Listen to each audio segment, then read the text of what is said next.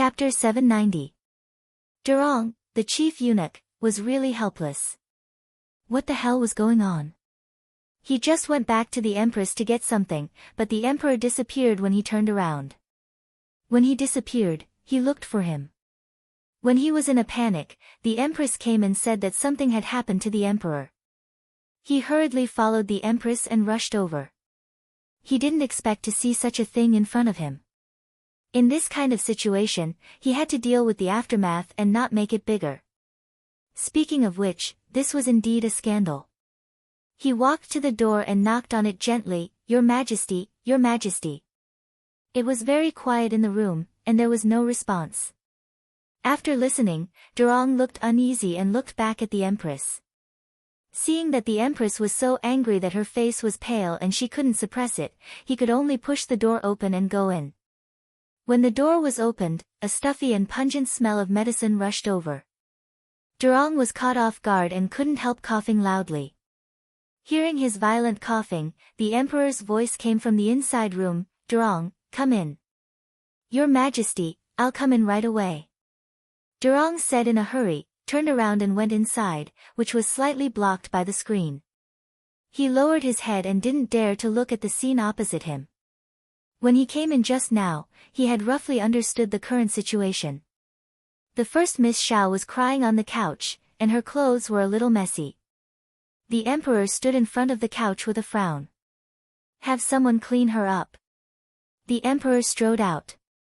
When he went outside and took a breath of fresh air, he felt that the dryness in his heart had been suppressed. Then he met the emperor's angry eyes. He glanced around and found that there were many people kneeling there. "Your Majesty, I heard that Your Majesty is here, so I specially came over to see what happened." The empress suppressed the anger in her heart and went forward to salute the emperor. "Send a palace maid in to help clean her up." The emperor's face turned cold. He went in just now to ask Xiao Yanru who Xiao Yanru liked. His son was not a cabbage that she could pick and choose. He was really disappointed with the eldest daughter of Duke Xing. It was not enough that she seduced his two sons, but she had the nerve to seduce his youngest son. However, he didn't expect that after entering and asking a few questions, he would feel that the woman in front of him was as beautiful as a fairy. He couldn't help but lean over and hug her. The emperor had a lot of women and had experienced a lot of things. He always felt that it was a little strange, but he increasingly felt that the woman in front of him was delicate and pitiful. Especially later, she even cried, which was very pitiful. There were even double images in his eyes, as if she was the one in his heart. Then, he heard Durong's violent coughing and suddenly woke up. He stood up and threw everything to Durong. Now that he was hit by the cold air, he immediately understood that something was amiss. Hearing the emperor's words, the empress's expression changed greatly. She looked at the emperor in disbelief. Her lips trembled, but she still waved her hand and called the two palace maids in. Imperial Physician Xian. The emperor felt even more strange and felt that he seemed to be bewitched just now. How could he have any thoughts about Xiao Yanru? He knew very well where his heart was. No matter how beautiful Xiao Yanru was, it was impossible for her to enter his heart. The empress waved her hand, and a little eunuch behind her hurriedly turned around and ran to summon the imperial physician. There was an imperial physician in the Fengyi Palace, and it was not far from here. She took a deep breath, suppressed the irritation in her heart, and said, "Your Majesty, you, Empress, how did you manage the Fengyi Palace? How could such a thing happen? If she was just recovering from her injury, she should have recovered a long time ago. Why didn't you send her out of the palace earlier?" The emperor reprimanded her coldly.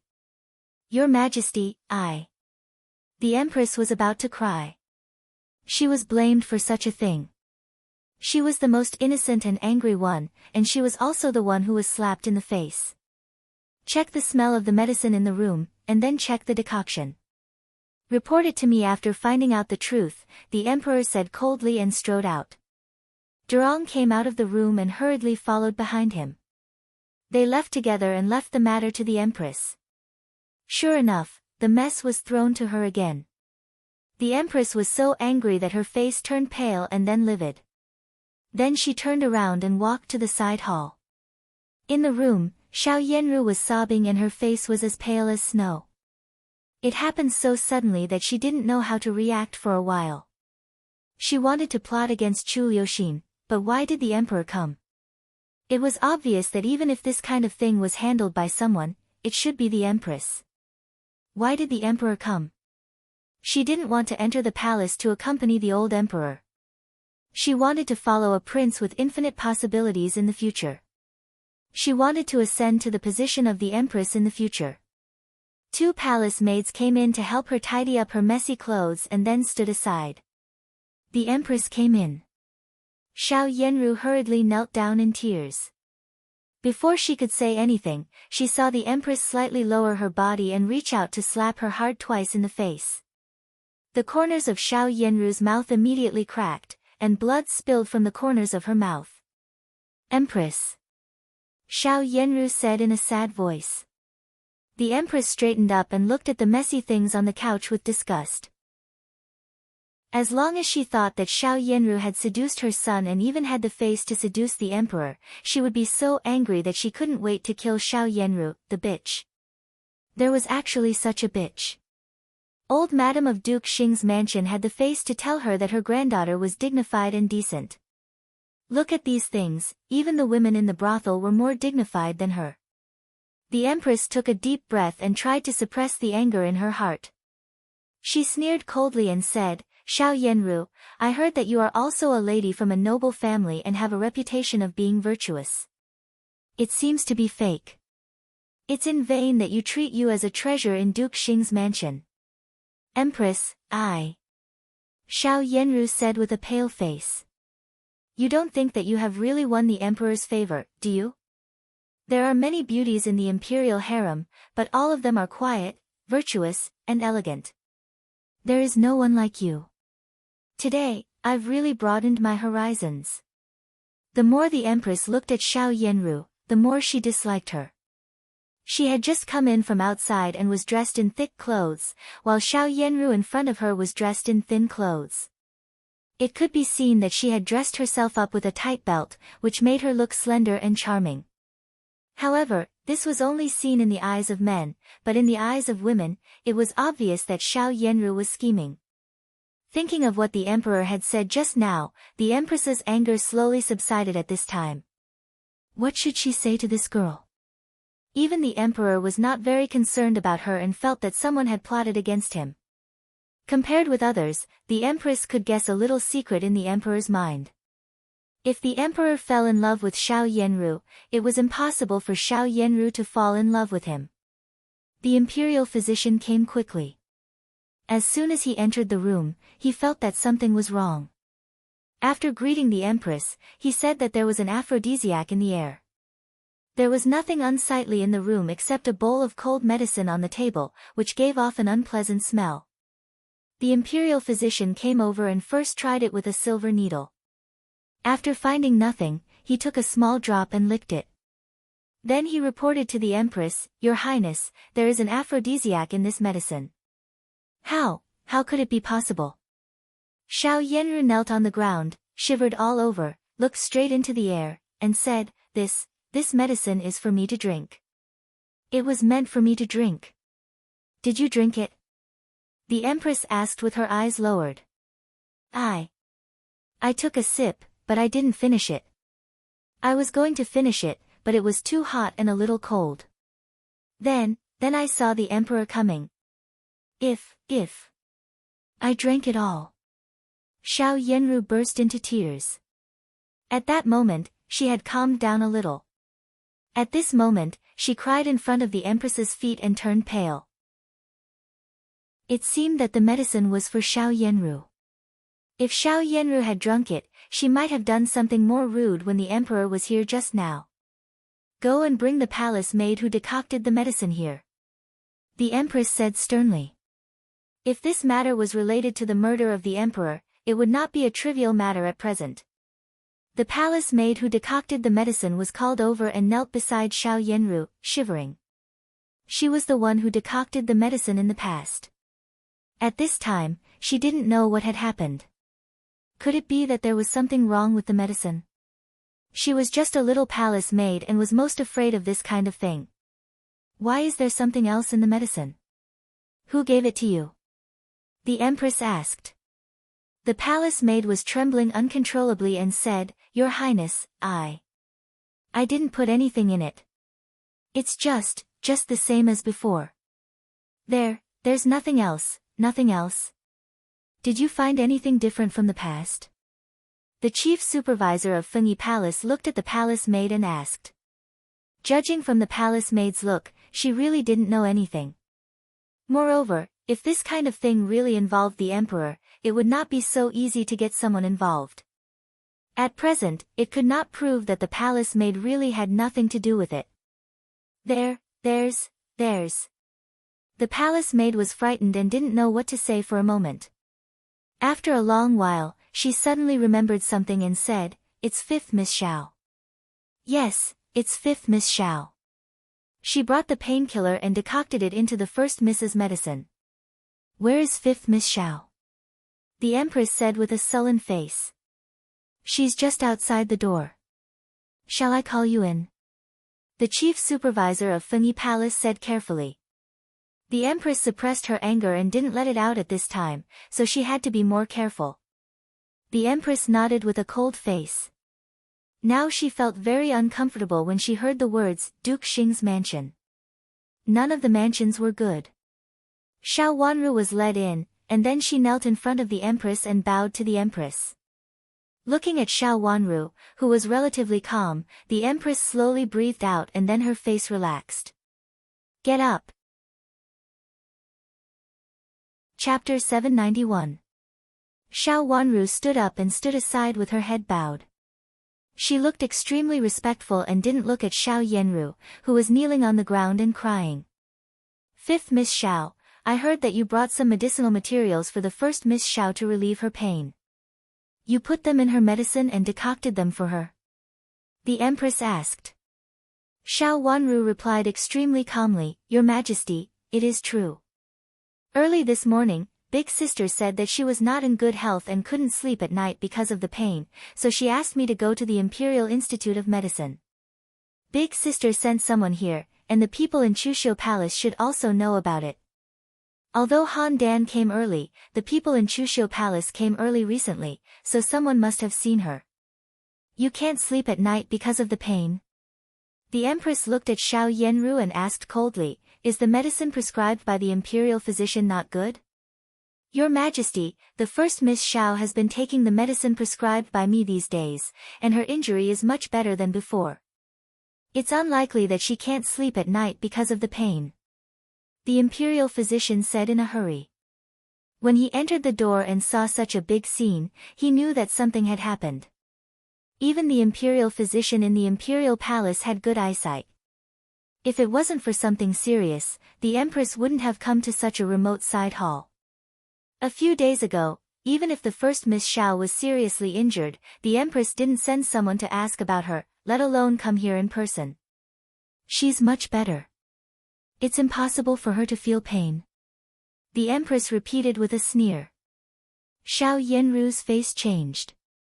She wiped her tears and said sadly, Your Majesty, I'm really in pain.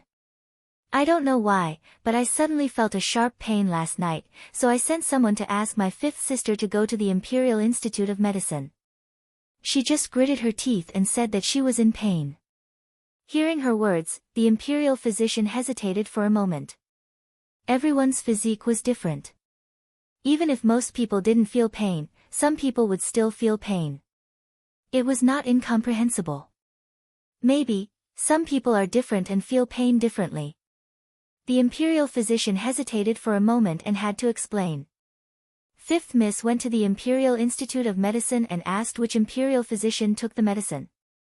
The Empress didn't insist on whether it hurt or not and continued to ask. When I went there happened to be no imperial physician in the Imperial Institute of Medicine on duty. A young eunuch asked me to get the medicine, Xiao Wanru said as usual. It was as if not knowing that she had gone to get it herself was already her biggest suspect. Fifth younger sister took the medicine herself. Didn't an imperial physician give it to you? Could it be? Fifth sister took the wrong medicine.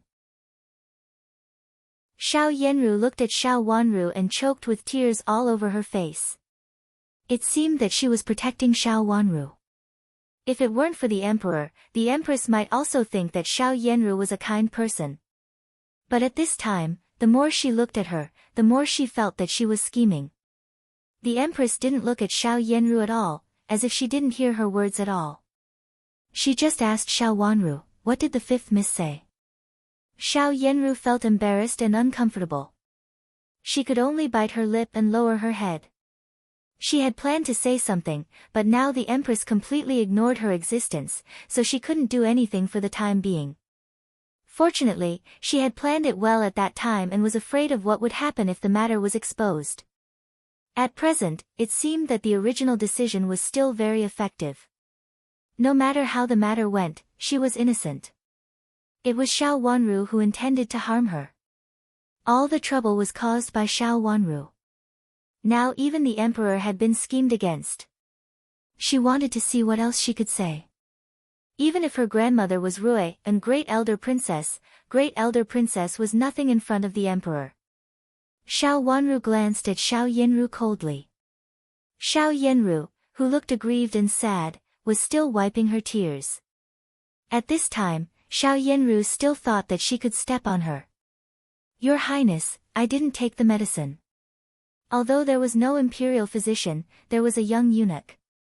"He took it for me," Xiao Wanru said slowly. She had prepared these words, so she answered without hesitation. The young eunuchs in the Imperial Institute of Medicine are basically illiterate. How could they help you get the medicine? The imperial physician asked in confusion. It was not a secret in the imperial palace. The empress stared at her face closely, trying to see a trace of anxiety and panic on her face. Xiao Wanru still looked very calm. After the imperial physician finished speaking, she said, "It's true that the little eunuch doesn't know how to read, but this pain-relieving medicine is a common medicine. Many imperial physicians will use it. The little eunuch took me there to have a look, and I recognized the words. That's it. I didn't touch the medicine that I asked the little eunuch to get. Even if you know the medicine, it's impossible for you to know that it is used to relieve pain. The medicine on the medicine cabinet is written with the names of the medicines." The imperial physician said in surprise. Ordinary misses from aristocratic families didn't know what the names of these medicines meant. Of course, they didn't dare to ask the young eunuch to get the medicine for them. "Are you sure you didn't get the wrong medicine, fifth miss?" The imperial physician felt that he knew some truth. The young eunuch was illiterate, so he only took the fifth Miss Xiao to the medicine cabinet. The fifth Miss Xiao didn't know the medicine, so she mistook it for the medicine. Then she took the dregs of the medicine and decocted them into the first Miss Xiao's medicine. After that, something seemed to have happened, so that the empress was alarmed. "Your Highness, I didn't get the wrong medicine. I know a little about medical knowledge and have treated my grandmother." Xiao Wanru shook her head and denied the wrong answer given by the imperial physician. Even if she didn't expose the fact that she knew medical skills, Xiao Yanru would expose it today. If she didn't know medical skills, she wouldn't be able to get the dregs of the medicine. Xiao Yanru lowered her head and listened to Xiao Wanru's words quietly. Sensing Xiao Wanru's calm and orderly narration, she felt inexplicably uneasy. Xiao Wanru's reaction shouldn't be like this. How could she not panic at all? How could she still be so calm when such a big thing had happened and the emperor was involved? Wrong, there must be something wrong. What on earth was wrong? She was flustered and couldn't help but tense up. You know medical knowledge, so you must know the medicine. Do you know what the smell is in this room? The empress said with a gloomy face, and her meaning couldn't be seen clearly. Xiao Wanru raised her nose and sniffed, shook her head, and said, "There is the smell of traditional Chinese medicine, which is the same as what Big Sister used to use. When I went out just now, the medicine had not been served." Your Highness. Could it be that there is something wrong with the medicine? The young eunuch took the medicine and left in a hurry after taking it. "Your Highness, if you don't believe me, you can check it," Xiao Wanru said. Even though she knew some medical knowledge, she didn't know it very well. After all, she hadn't learned it for a long time. Moreover, when she left, the bowl of medicine had not been served. Even if there was something wrong, she didn't know. Hearing her words, the Empress frowned tightly. Since Xiao Wanru dared to say so, it must be true. Even if there was no imperial physician, she didn't take the medicine herself, so it was impossible for her to get other medicinal materials. This kind of aphrodisiac medicine was not taken by her. But if it was not taken by her, who did it? The Empress didn't believe that this kind of aphrodisiac medicine was prescribed by the imperial physician. The imperial physician suddenly asked the palace maid kneeling on the ground, "Are the papers wrapped with the medicine still here?" "Yes, they are. They should still be here. They were still here when I came here just now." The palace maid nodded repeatedly and almost cried with joy. She didn't know how to cleanse herself. It would be great if there were medicine packets. A eunuch went out and soon came back with a pile of wrapped papers and put them on the table. The imperial physician came over and sniffed them one by one. After a while, he picked up a small wrapped paper. "Your Highness, this is the wrapped paper wrapped with that kind of medicine." It was inconvenient for him to say it directly, so he could only say it implicitly. "Is it this kind of medicine?" the Empress asked. "Yes, it's that kind of medicine." The imperial physician nodded. Xiao Wanru stood beside him and looked at the wrapped paper. There were creases on the wrapped paper, which could be seen to be a small medicine packet. "Your Highness, I've never seen such a small paper packet. If I had seen such a small paper packet just now, I would have noticed that it's different. The medicine of the first Miss Xiao is not like this." After saying this, Xiao Yenru was on the verge of collapse. She covered her chest and looked at Xiao Wanru with tears all over her face and astonishment.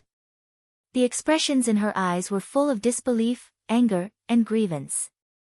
She had mixed feelings and silently blamed Xiao Wanru. Xiao Wanru's eyes also met Xiao Yenru's, which were cold without a trace of warmth or timidity. After a long while, she said to the Empress, "Your Highness, where do you think this medicine came from? If it wasn't there before, it must have been put in by someone else." The Empress's sharp eyes fell on Xiao Yenru's face. She still thought that Xiao Yenru was very likely to do it. No matter how she looked at it, Xiao Yenru benefited from it. It was obvious that she had schemed against the emperor, but now she turned out to be innocent. If it were in the past, she might think that Xiao Yenru was a good person and should have been schemed against. But now she hated Xiao Yenru in every way, so how could she believe that she was innocent? Xiao Wanru had a bad relationship with the whole Duke Xing's mansion, and her relationship with Xiao Yenru was also very ordinary. How could she help Xiao Yenru do such a thing? The chief steward of Fengyi Palace glanced at the Empress, pondered for a moment, and asked the palace maid, "Have you ever left after decocting the medicine?" "I haven't left. I've been here all the time." Later, when First Miss asked for water, I left a little bit, but she also asked Shuqi to help me look after it. For the rest of the time, I've been here. Later, Fifth Miss came in and sat for a while, and then left, the palace maid said timidly. In this sentence, Xiao Wanru was suspicious, so was Xiao Yenru's maid. Xiao Wanru understood and a trace of sarcasm flashed in her eyes. She could really explain it clearly. "Your Highness, when I entered, I just went inside to sit for a while and see how the medicine was being decocted. After that, I stayed far away from the medicine pot and didn't walk over. It was impossible for me to spill anything in front of the palace maid." Chapter 792. Xiao Wanru was not afraid of being questioned, because she did not touch any medicine. "Tell me, what happened after the fifth miss came in?" the chief executive said with his face darkening. The palace maid hurriedly stammered, "Yes, the fifth miss didn't touch my medicine pot. She just looked at it, sat at the table for a while, and then left." She didn't touch my medicine pot, and I didn't leave. First Miss Xiao, why didn't you ask your maid to ask for water from the palace maid herself instead of asking your maid to ask for it herself? The chief executive turned to Xiao Yenru and looked at her coldly. He asked on behalf of the empress. I don't know. I don't know about it. Xiao Yenru covered her face and cried again. Bring the maid in. The chief executive said sternly. Shuqi was brought in. She had been kneeling outside, shivering with cold and fear. After coming in, her legs gave way and she knelt on the ground with a pale face. Tell me, why didn't you get water by yourself, but asked the palace maid to do it? The chief executive looked at Shuqi, who was so scared that she almost lost her life, and asked. Xiao Wanru lowered her head and looked at Shuqi's expression. Shuqi's eyes were filled with extreme panic and almost numbness. Hearing the chief executive's question, she said in a panic, I just arrived in the palace, so I don't know something. I need to get a pot of hot water. It was this palace maid who carried it before, but not this time. Did you carry the hot water in the past? The chief executive asked the palace maid again. Yes. I did in the past, but today, when I was decocting the medicine, she asked me to carry it. The palace maid said tremblingly. Xiao Yenru and her maid lived in the empress's Fengyi palace. Although it was a remote side hall, it was still the Fengyi palace. The master and the maid were very sensible. When it was inconvenient for them to do something, they would ask the people in the palace to do it, so as to avoid some unnecessary trouble. With a sullen face, the empress turned her eyes from Xiao Wanru's face to Xiao Yenru's. She increasingly felt that Xiao Yenru was foxy. Why didn't she realize that the first Miss Xiao was a foxy woman before? She even said that Xiao Yenru was dignified and decent. If she was really dignified and decent, how could she dress like this? With such an injury, why didn't he wear more clothes to keep him warm? His clothes should also be comfortable. Now that his waist was so thin and his figure was so good, it didn't seem like he was recuperating. Her lips curled into a sneer. It was not that difficult to enter the palace. She would let her in, but her position in the palace could not be guaranteed. Those who entered the imperial palace might not necessarily be the favorite concubine. There was no lack of beautiful women in the imperial palace. Even though Xiao Yenru was beautiful, she would not be able to win the emperor's heart, not to mention that she had an ambiguous reputation. Your Highness, I have something to report. The room was very quiet. The imperial physician suddenly spoke. He had been paying attention to the matter of the paper wrapping. Say it. The empress said. She would not leave if she didn't find out what happened today. The emperor just asked her to find out the truth. It was obvious that he was suspicious. Originally, she was wondering why the emperor suddenly got involved with Xiao Yenru. Now she knew that there was an aphrodisiac powder in the room, so there was nothing she couldn't figure out. After the imperial physician came, the curtain at the door was raised high, and a lot of it had been dispersed. But even so, the empress still felt very annoyed.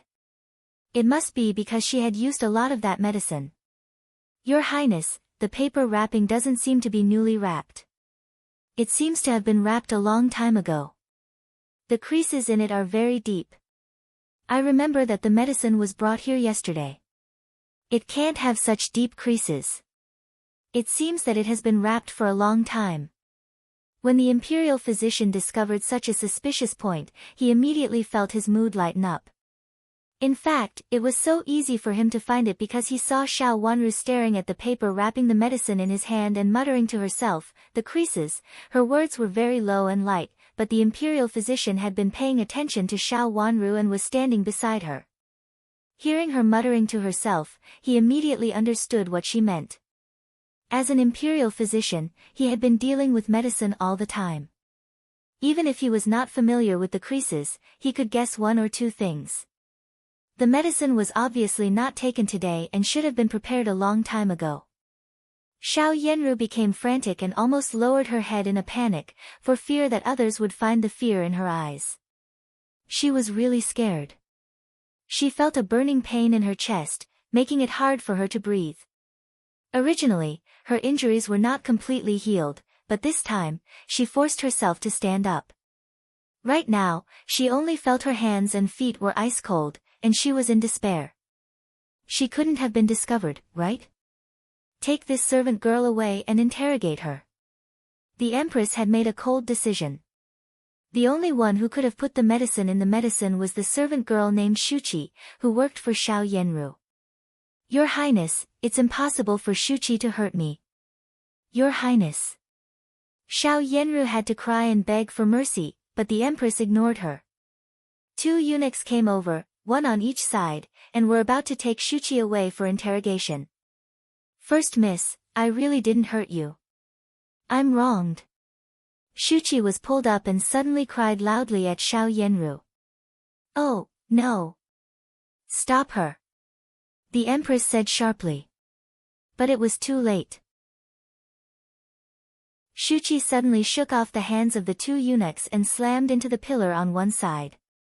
Immediately, thousands of peach blossoms bloomed and blood splashed all over the ground. Xiao Yenru only had time to cry out, Shuchi. Her body went limp and she fainted to the ground. There was a strange silence in the side hall. The only clue, Shuchi, was dead. The Empress frowned tightly. The matter had come to an end here. She couldn't find any clue. The only thing she could be sure of was that there must be a conspiracy behind it. The servant girl named Shuchi was the most suspicious one. However, the clues stopped here. The Empress was aggrieved and angry. Looking at Xiao Yenru, who had fainted there, she couldn't vent her anger, so she could only gnash her teeth secretly. Have someone clean it up. The Empress stood up. It was impossible to find anything here. The dead Shuchi was taken away, and Xiao Yenru was helped to the bed. Xiao Wanru respectfully watched the Empress leave, and then her eyes fell on Xiao Yenru, who was lying on the bed. Xiao Yenru looked very miserable. Her face was red and swollen, and no one cleaned up the blood at the corner of her mouth. Her clothes had long been in a mess. The scarf wrapped around her chest had been torn apart at this moment, and there was a faint trace of blood. Obviously, the wound had been pulled. Her originally beautiful face was no longer so charming. The Empress was quite heavy-handed. However, anyone would not be able to endure it. Seducing her man under her eyes, as long as it was a woman, she would not be able to resist. The Empress was also a woman. The Empress hated Xiao Yenru very much. Otherwise, with the Empress's behavior in the past, she would never hit Xiao Yenru. Even if she hit Xiao Yenru, she wouldn't hit Xiao Yenru's face so obviously, which could be seen at a glance. In the last life, Xiao Yenru had been favored and had a good relationship with the Empress. No one knew whether it was because of the Empress's high self-restraint or Xiao Yenru's excellent means. But in the last life, Xiao Yenru had entered the palace as a concubine, and there was no conflict of interests between her and the Empress. The two of them were very harmonious. Now it was different. Xiao Yenru entered the palace under the Empress's face, so even if she entered the palace, her relationship with the Empress would not be good. The Empress would no longer stand behind Duke Xing's mansion and support all the actions of Duke Xing's mansion. Xiao Wanru raised the corners of her mouth silently with a bit of sarcasm and coldness. So this life was different from the last life. Even if Xiao Yenru entered the palace again, it was impossible for her to get the position of a high-ranking concubine in the current situation, and the Empress would not allow it. Although she didn't know what had happened in the hall just now, the injury on Xiao Yenru's face was probably done by the Empress. Since the Empress, who had always been dignified, took action, she would definitely not let Xiao Yenru have a good time. The Emperor was probably very tired of fighting for a woman with his son. Otherwise, he would not have left just now, knowing that Xiao Yenru would not have a good life after he left. Fifth miss. A timid voice came from the door. Xiao Wanru looked up and found that it was Han Dan. She didn't know where she had hidden just now. At this time, when the Empress left, she stood out again. Come in and help my big sister freshen up, Xiao Wanru said. Yes, I'll come in right away. Han Dan staggered in with weak legs. She was really scared. She had knelt in a corridor secretly. When she saw the emperor and the empress, she felt something was wrong and didn't dare to come over. She only saw the empress leave. Of course, she also saw Shuqi being carried out with blood all over her head. She didn't look angry anymore. How could she not be afraid? She had served the first Miss Xiao with Shuqi before. As soon as she turned around, Shuqi was in such a state, and she didn't know whether she was alive or not. She looked up at the first Miss Xiao, who was also in a mess on the bed. If it weren't for the fifth Miss's explanation, she really couldn't believe that the person lying on the bed with a bigger face was the beautiful first Miss Xiao. This was unbelievable. Fifth Miss, how is Shuqi? Han Dan asked with difficulty, trembling all over. The only person in this room who could comfort her was the fifth Miss Xiao, who was still so indifferent and elegant, as if what had happened between the Empress and the Emperor just now had no effect on her at all. Compared with the first Miss Xiao, the fifth Miss Xiao was the backbone. If someone found out that she was involved in something, Shuqi didn't dare to say anything and directly killed herself. Xiao Wanru glanced at Han Dan lightly and said, "There is no one else around my big sister. You will serve her from now on. The first Miss will leave the Imperial Palace. I'm a servant of the Imperial Palace." Han Dan felt that she didn't want to serve the first Miss Xiao at all. She couldn't even protect the people around her, which showed the first Miss Xiao's ability. My big sister will enter the Imperial Palace. There is no one around her to serve her, so you can serve her. Xiao Wanru calmly stated the fact. Chapter 793. Han Dan almost screamed subconsciously. After taking 2 steps back, she suddenly came to her senses and knelt down in front of Xiao Wanru. "Fifth Miss, please save me. I don't want to. Xiao Wanru raised her eyes and looked at Han Dan's face coldly. "Big sister will enter the Imperial Palace. If you stay by her side, you will get rid of your previous identity. If big sister is favored in the future, you will be her personal palace maid. Isn't it just right? In the last life, the two of them were also a master and a servant, who colluded with each other." Fifth Miss. Han Dan cried. She really just wanted to find a good master and didn't want anything else. She didn't want to be with a useless. It would be better to stay in Chuxiu Palace. At least she would have a chance after 3 years. In the Imperial Palace, the most unpleasant thing was that their masters were ignored or directly sent to the cold palace. Although the palace maids didn't dare to talk about their masters who were in the limelight, they dared to talk about the S in the cold palace and talk about their domineering days. They had heard a lot about it and at least knew something about it. Xiao Yenru's situation was not very good. Although the first Miss Xiao was extraordinarily beautiful and intelligent, she couldn't get the Emperor's approval or the Empress's protection. Her future was really bleak. Han Dan, there is no lack of smart people in the Imperial Palace. You served Big Sister before, but now there is no one serving her. If you don't stay, you have to find someone else to help you. If Big Sister knows that you are unwilling to serve her, she may directly kill you.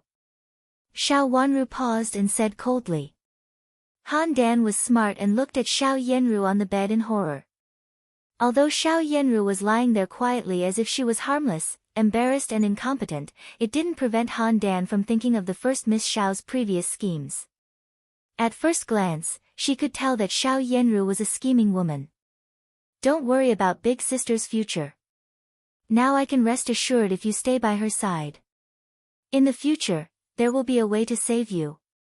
Xiao Wanru looked at Han Dan and said. Xiao Yenru's words were very vague, but Han Qian understood it. Her eyes immediately lit up.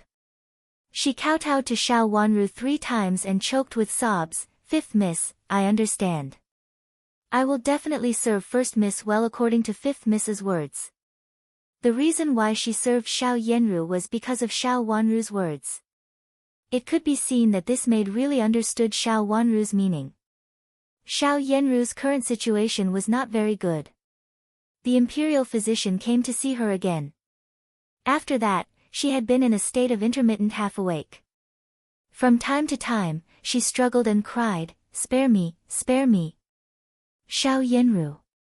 She. Xiao Dan. How? Xiao. Xiao Dan. Dan down, Xiao. Is there any aphrodisiac powder in that medicine? The emperor asked the empress in a deep voice. All the others in the imperial study were driven out, and even the chief supervisor of the empress waited outside the door, leaving only Durong to serve the most distinguished couple in the imperial study. I found out that the medicine was put in by first Miss Xiao's maid named Shuqi. But when the maid was dragged away for interrogation, she hit her head and died. First Miss Xiao also fainted and hasn't woken up yet. I asked the imperial physician to wait on first Miss Xiao over there. The empress said slowly and didn't mention that she couldn't control herself and slapped Xiao Yanru twice at that time. She was the empress at this time, the mother of the country, so she had to be magnanimous. The medicine was put in the eldest daughter of Duke Xing. The emperor had an intuition that there was something wrong. He was also affected by it. It seems to be the case. But I asked the imperial physician. He said that when the medicine is put in hot water, it will also emit an aura. The aura will also have an aphrodisiac effect on people. The empress paused for a moment and said, "Early this morning, first Miss Xiao asked fifth Miss Xiao to go to the Imperial Institute of Medicine to get painkillers. She said that she didn't sleep well last night. When fifth Miss Xiao went there, it happened to be the time when the Imperial Institute of Medicine was on duty. Recently, because there were also imperial physicians on duty in Chuxiu Palace, the headquarters of the Imperial Institute of Medicine would be vacant when the imperial physicians were on duty. Fifth Miss Xiao happened to go there at this time. Later, first Miss Xiao said that fifth Miss Xiao might also get some aphrodisiac powder to hurt her. The relationship between them has never been very good, and fifth Miss Xiao knows some medical skills."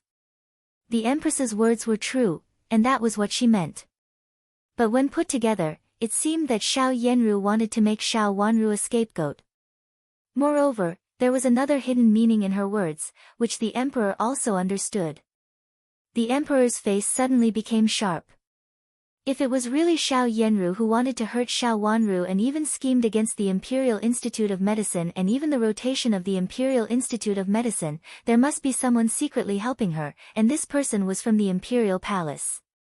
The rotation of the imperial physicians in Chuxiu Palace had only been established recently. Who could have schemed it so clearly? Such a person would definitely be a hidden danger in the imperial palace. Who has Xiao Jing's eldest daughter contacted? The emperor asked coldly. Seeing the emperor's cold eyes, the empress breathed a sigh of relief and then frowned as well. I can't find out the truth even if I want to. First Miss Xiao usually behaves well and basically has nothing to do with her. Except for the thing between you, and Zhou, she has been stable the rest of the time. Only her servant girl contacted a lot of people. I don't know who is suspicious.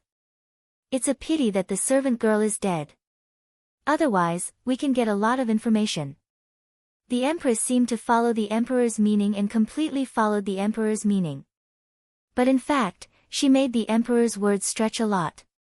She really hated Xiao Yanru and wished the emperor could order her to die now. But she also knew that it was impossible. Before there was any factual evidence, the identity of the eldest lineal daughter of Duke Xing's mansion could protect her life. But she would only protect her life. She would not let Xiao Yanru be favored. Try to find out every person who contacted her servant girl, the emperor said. Yes, I will secretly investigate this matter, but your majesty now. How will she be settled? Since such a thing happened, we have to give Duke Xing's mansion an explanation. Otherwise, it will not be good if it is spread out. Moreover, it is related to Prince Xian. Sister concubine Ming also wants your majesty to make a decision as soon as possible. The empress was indeed a good empress. At this time, she was still thinking about the emperor wholeheartedly. The message revealed in these words was to ask the emperor to bring Xiao Yanru into the imperial palace. But she also mentioned Chu Liuxin and concubine Ming, which made the emperor speechless. Originally, it was his youngest son who wanted to plot against him, but by accident, it became him. No one could be free from grudges. In particular, it seemed that concubine Ming also knew it, which made the emperor more and more tired. Bring her into the imperial palace. The emperor waved his hand impatiently and said. He really didn't want to talk about Xiao Yanru. This woman was not only not a good person, but also a lascivious person. He would find a chance to deal with her in the future. Now it seemed that he couldn't get any evidence against her, so he could only let her stay in the imperial palace for the time being.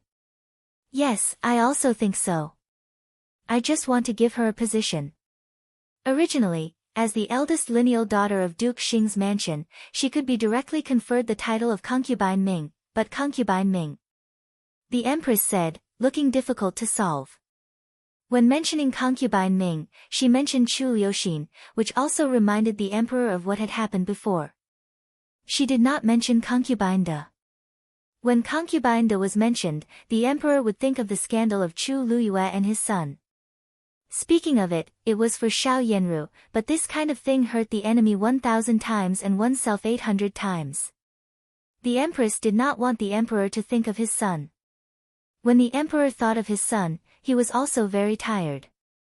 A treasure forest of the 9th grade. The more the emperor listened, the more annoyed he became, and the more he remembered that he had also been schemed against. Among the emperor's women, Baolin was of the lowest rank. The empress finally felt relieved. She smiled like a virtuous lady and advised, Your Majesty, it's not good, is it? After all, she is the eldest daughter of lineal descent of Duke Xing's mansion. She can't enter the palace with such a low rank. What else can I do? She plotted against me. Do I have to invite her into the imperial palace to be a high-ranking? Speaking of this, the emperor waved his hand and said, You can leave. I will make it clear to Xiao Jing. For the sake of the reputation of Duke Xing's mansion for many years, his daughter has not been convicted. Seeing that the emperor was already annoyed and angry, the empress was overjoyed, but she still looked very calm and gentle. Yes, I will listen to your majesty's arrangement, but where will Xiao Baolin live now? Any place. Just let her stay there. Don't wander around if there is nothing important, and she doesn't need to greet you and mother. The emperor said impatiently. The empress didn't dare to say anything more this time. Since her goal had been achieved, there was no reason for her to stay. She obediently bowed to the emperor and then slowly stepped out. When she reached the door of the imperial study, she looked up at the sky with a cold smile on her lips. Then she slowly straightened her sleeves and returned to the Fengyi Palace with a group of palace maids. The emperor's intention was very obvious. Xiao Yanru could enter the imperial palace, but she could be casually thrown into the imperial palace to be kept, and she would be kept under house arrest. Although it was not the cold palace, it was almost the same as the cold palace. It was just a treasure forest of the 9th grade. The emperor couldn't put her in the cold palace. After all, she was fine on the surface, so she could be placed near the cold palace. There were several large palaces there, which were far from the main palace. No one was willing to go there, because they all felt it was remote and unlucky. So she could go there, so as not to be an eyesore. After the empress returned to the Fengyi Palace with satisfaction, it didn't take long for her to issue an edict and ask the supervisor eunuch to send Xiao Yanru to the side hall. Her side hall was not willing to be kept by such a bitch. Xiao Yanru was carried out of the empress's Fengyi Palace. There were 2 edicts to enter the imperial palace, one to Duke Xing's mansion, and the other to herself. Before she woke up, she had become Xiao Baolin. Chapter 794. No, no, spare me, spare me. I won't dare to do it again. I won't dare to do it again. A shrill scream came. Xiao Wanru looked at Xiao Yanru, who who was sweating profusely. Xiao Yenru seemed to be frightened by something again and must be having a nightmare. She came to this cold palace with Xiao Yenru and would leave after a while. That was what the Empress had said before. Xiao Yenru's identity was different from before, so she didn't have to stay here every day. It would be bad if she offended the Emperor. Han Dan hurriedly stepped forward to help Xiao Yenru breathe and said in a low voice, Baolin, Baolin, wake up, wake up. Xiao Yenru, who was sweating profusely, suddenly woke up. She stared straight at something in the air and froze there, giving a gloomy and weird feeling. Baolin, what's wrong with you? Don't scare me. Han Dan hurriedly shook her gently and said. Xiao Yenru seemed to be a little sober. She slowly rolled her eyes and let out a heavy sigh of relief when she saw Han Dan, as if she should have seen Han Dan. She said in a slightly hoarse voice, pour a glass of water for me, I'll do it right away. Han Dan skillfully let Xiao Yenru lean on her, turned to the table, poured half a glass of warm water for her, and brought it to her lips. Xiao Yenru drank it up eagerly. Because she drank it in a hurry, some water spilled on her. After drinking it up, she said, more. Han Dan poured another glass of water. Xiao Yenru took it and drank it up this time. After drinking 2 glasses of warm water, she felt alive. She looked up at the surroundings and asked in a low voice, Han Dan, where is this?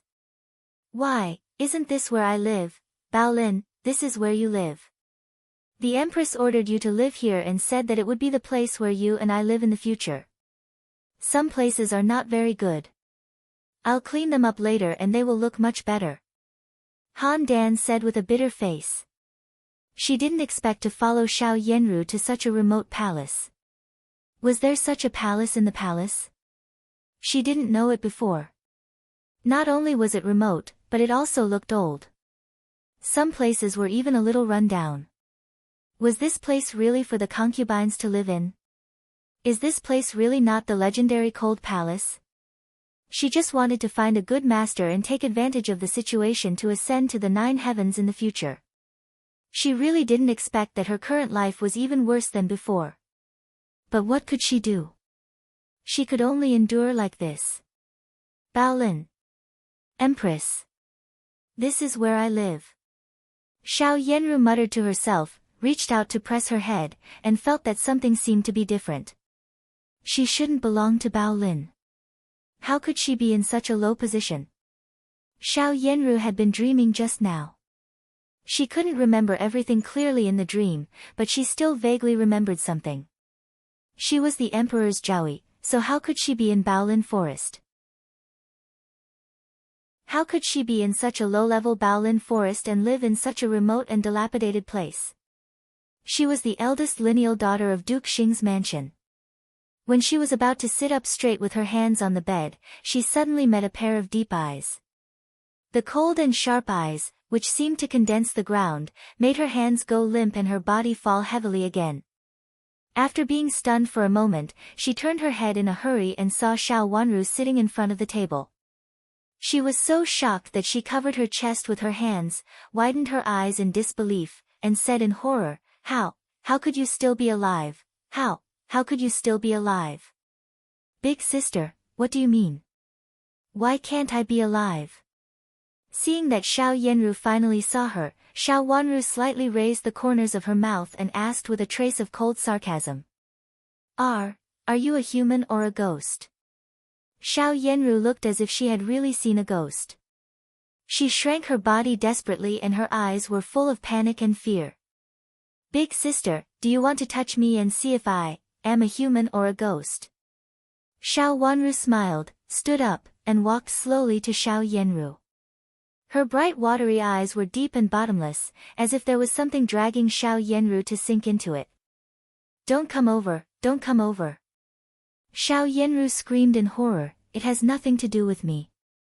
I didn't kill you. Don't come to me. It's Prince Yu's order. It's not me. It's not me. Xiao Wanru stood still and looked at Xiao Yenru with a trace of suspicion in her eyes. It didn't sound like what Xiao Yenru said. Qin Wanru, you have nothing to do with me, and it has nothing to do with our Duke Xing's mansion. Don't come over, all the members of your first branch have died.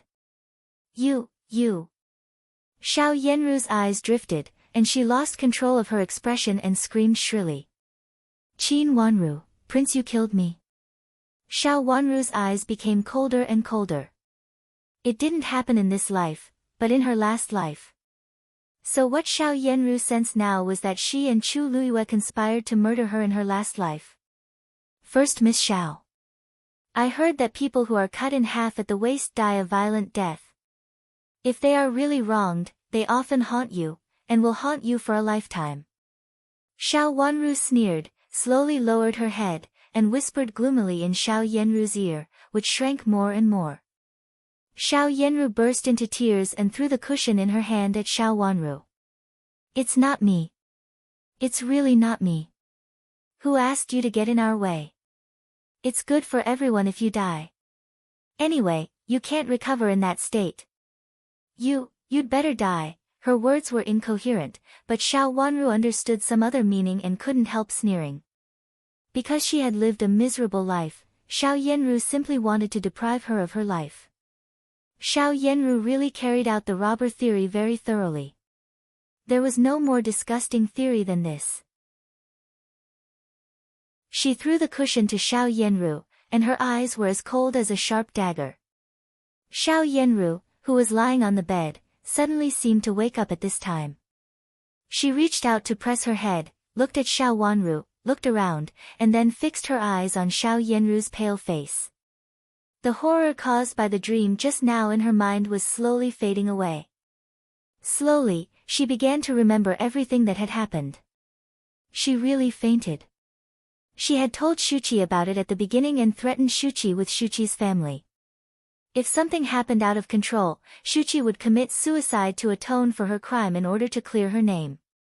However, she didn't expect that things would really go bad. Feeling weak, flustered and scared, she fainted. After waking up, she only felt that she had a nightmare. In the dream, she was Jiaoyi, and she set up Xiao Wanru to kill Qin Wanru, who was still Qin Wanru. She couldn't remember anything else. However, after all, a dream was a dream, and everything in front of her was real. Qin Wanru had already changed her name to Xiao Wanru. If possible, she really didn't want Xiao Wanru to return to her family. Fifth sister. Did I have a nightmare just now? Xiao Yanru took a long breath, held the quilt and asked. Seeing that Xiao Yanru's eyes became clear, Xiao Wanru knew that she really understood at this time. She straightened up, looked at her, and said, "Congratulations, big sister, on getting what you wanted and entering the imperial palace. From now on, you are Xiao Baolin. I have something to do, so I can't accompany you.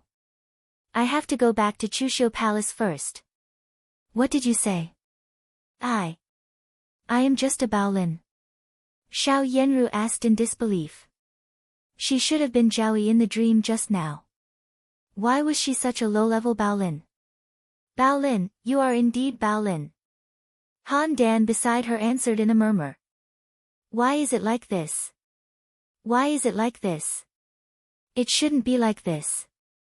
I am the eldest daughter of lineal descent of Duke Xing's mansion.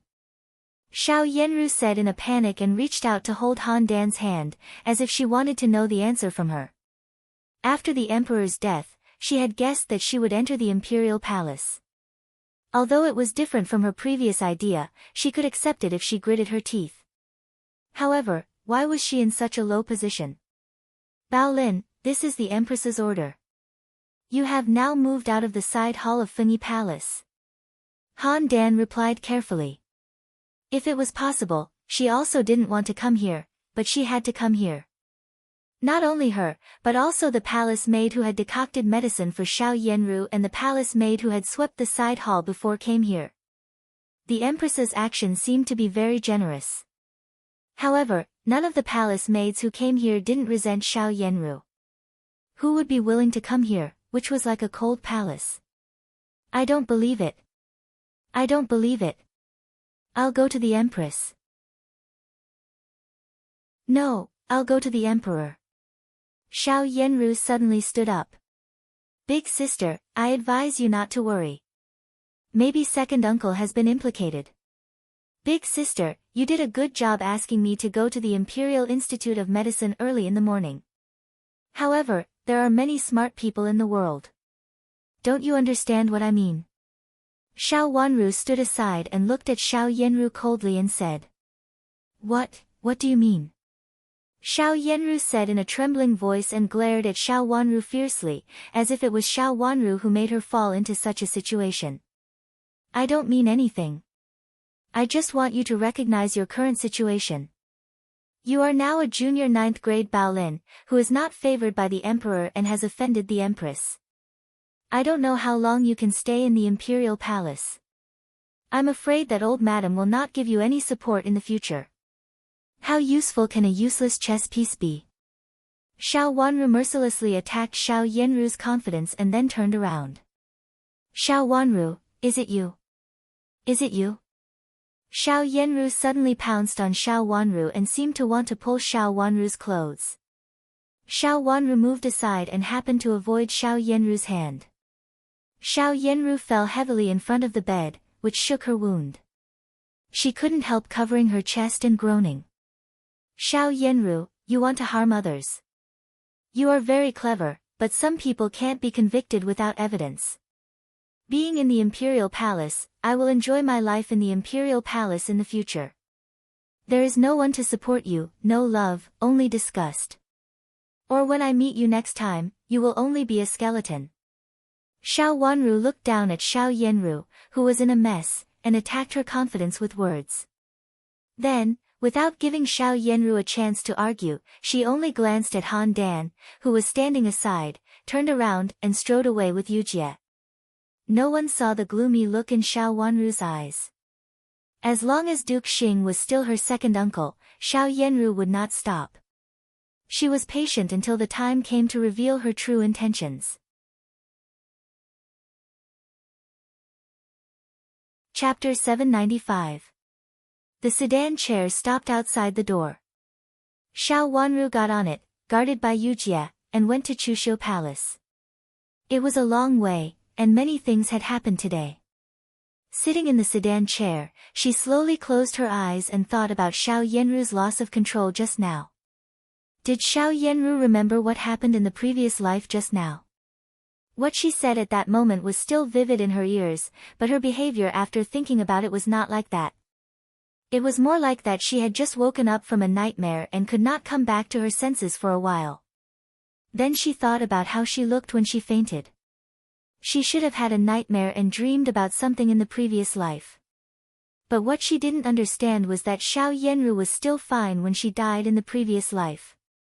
Why did it sound like someone wanted to kill her and she kept begging for mercy? It was different from what she remembered.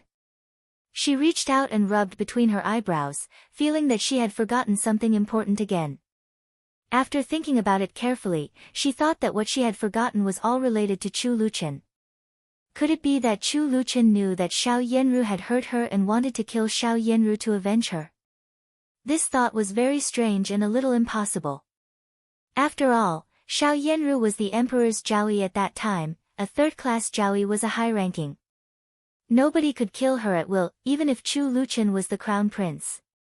At that time, he couldn't kill Xiao Yenru directly. But somehow, she felt that it was very likely to be true. She reached out and rubbed between her eyebrows again, feeling sore and astringent. So many things happened today that she couldn't think for a while. The sedan chair suddenly stopped, and Xiao Wanru was stunned with her hand pressed between her eyebrows. Is it the fifth Miss Xiao of Duke Xing's mansion in front? A sharp voice came from the eunuch. It's our Mississippi greetings, Prince Yu. Yujie saw Chu Luyue at the intersection in front of her and hurriedly stepped forward to salute. Hearing that it was Chu Luyue outside, Xiao Wanru had to sigh softly. Xiao Yenru and Chu Luyue were good partners. Even if they couldn't be together obviously, they would be together in the end. She didn't believe that Chu Luyue was really passing by. On the way to Chushu Palace, they didn't pass by a big palace road. How could it be so coincidental? Yujie knocked on the sedan chair door gently. Knowing that Xiao Wanru was about to come out, she hurriedly turned around to lift the curtain of the sedan chair for her and then helped her get out of the sedan chair. When she arrived in front of the sedan chair, Xiao Wanru gracefully bowed to Chu Luyue and said, "Greetings, Prince Yu." "Fifth Miss Xiao, where did you come from?" "That is not Chuxiu Palace," Chu Luyue said and looked behind her. It was indeed not Chuxiu Palace. "I'm on my way back to Chuxiu Palace." Xiao Wanru didn't believe that Chu Luyue knew nothing about it. She lowered her head and said respectfully, waiting for Chu Luyue's intention. "Where does your sister live now?" Chu Luyue asked. Xiao Wanru lowered her head respectfully again and said, "Yes." "Why did such a thing suddenly happen to your sister? Did someone hurt her?" Chu Luyue looked at her and asked. Xiao Wanru shook her head and said, "I don't know what happened. It's all up to the Empress. With the first Miss Xiao's character, it's impossible for her to do such a thing." "Fifth Miss, don't you think there's something wrong with it?" Chu Luyue said. Xiao Wanru looked up at him with her distant eyes, as if she was looking at him or another person through him. Although the smile on her lips was gentle, it inexplicably made people feel sarcastic. She said, "Prince Yu, do you mean that I should go to the Empress to intercede and ask her to check whether Big Sister was framed?" Chu Luyue frowned and looked at her unhappily. He was speechless for a long time. Usually, he couldn't tell that she was sharp-tongued. Fifth Miss and First Miss Xiao are sisters of the same mansion. Shouldn't they love each other? After a while, Chu Luyue asked unhappily. "Love each other? Is what Prince Yu said true? Today, I almost took the blame for Big Sister again. If the so-called love each other is like this, I'd better not." Xiao Wanru said. The meaning of contradiction in her words was very obvious, and she did not hesitate to lift the veil of tenderness between her and Xiao Yenru. After being stunned for a moment, Chu Luyue immediately became angry. Originally, he wanted to talk nicely. Since it was so, he could be tougher. When he was about to speak, he suddenly heard a gentle voice behind him. "Big brother, what are you doing here? Are you also going to visit the new Xiao Baolin?" The voice was gentle with a little laziness. It was Chu Liuchen's voice. Chu Luyue looked back and saw Chu Liuchen getting out of his special wheelchair and looking at them. His handsome eyes were raised. Although he was gentle, he inexplicably made people feel a kind of chill. Others might not know this kind of chill, but Chu Luyue knew it. On the surface, the two of them seemed to be very friendly, but in fact, there were many times when they disliked each other in private. Chu Liuchen used to hurt his heart as much as he could, and he was completely unscrupulous. Anyway, there was no tomorrow for him, so he did not care who he offended. At least when the Empress Dowager and the Emperor were here, even if those people disliked him, they would not do anything to him. Now he had been a little restrained for a period of time. But even so, Chu Luyue did not dare to be willful and talk nonsense in front of Chu Liuchen. Chu Liuchen was not a reasonable person. Who knew what he would do next and what he would do? There was one thing that Chu Luyue was very clear about. No matter what happened in the end, his father and grandmother would be partial to him and ask him to give in to Chu Luyue. His poor health became his capital to be presumptuous. A trace of malice flashed in his eyes. He wanted to see how long this invalid would run wild. An invalid who had no chance to be the emperor repeatedly courted death, just pushed himself to the road of death faster. Third brother. Chu Liuyue's face quickly returned to its usual look, and he said lightly. He looked at Chu Liuchen and said, "Third brother, where are you going?" "I'm going to Xiao Baolin's residence. Uncle asked me to see how Xiao Baolin's residence is. If it's okay, forget it." Chu Liuchen said casually, and then glanced at Xiao Wanru. Seeing that she was unscathed, he was relieved. Of course, if Chu Luyue really hurt Xiao Wanru, he would not be polite. At present, it was a little unjustifiable. When he took Zhuozhuo under his wing, he would naturally support Zhuozhuo openly. Xiao Wanru bowed sideways. Chu Luiyue frowned and did not understand what she meant. This kind of thing could not be related to Chu Luchen in any way. Is there anything wrong with the place where he lives? Do you need to go there? Chu Luiyue asked. There's nothing wrong with it. It's just that my uncle is going to summon Duke Xing's Xiaojing later. He has to tell him about his daughter in detail. It happens that I have nothing to do, so I volunteered to go there to relieve my uncle's worries. Chu Luchen said in an increasingly lazy tone and looked up at Xiao Wanru. I happen to meet 5th Miss Xiao, so I won't go there. I'll ask 5th Miss Xiao. Xiao Wanru looked at Chu Luchen speechlessly. It was weird that the two princes were alarmed by such a trivial matter in the Baolin forest. In fact, it was a trivial matter.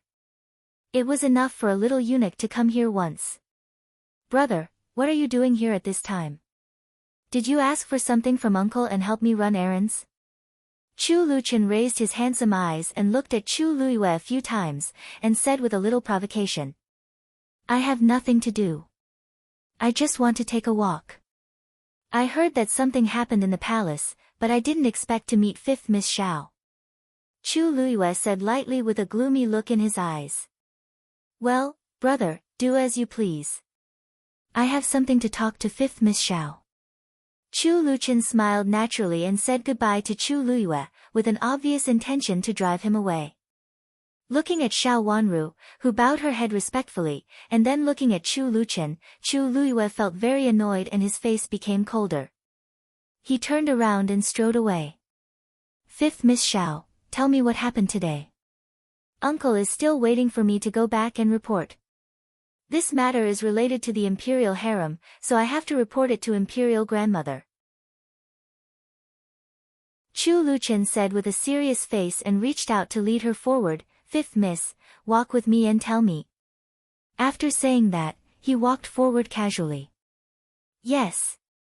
Xiao Wanru nodded and followed him. The rest of the group followed behind them from a distance. Prince, why are you here? Seeing that the people behind her were far away, Xiao Wanru asked in a low voice. I can't let Chu Luiyue bully my people. Chu Luchen said casually with a flicker of his handsome eyes with a smile, Xiao Yenru's matter has been settled, and you and me can also be settled.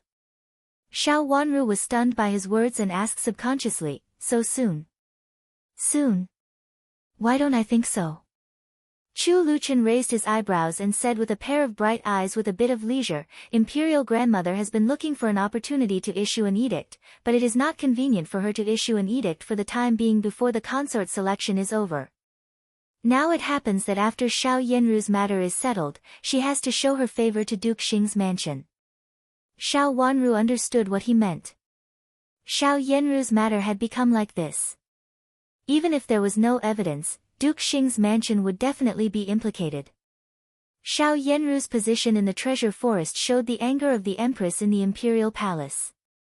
No matter how capable Xiao Jing was, the anger of the empress was enough to destroy his ability. If Xiao Yenru's matter was a blow to Duke Xing's mansion, then the matter between Xiao Yenru and Chu Luchen would be a sweet fruit. The emperor couldn't go too far if there was no substantial thing for his benefactor's family.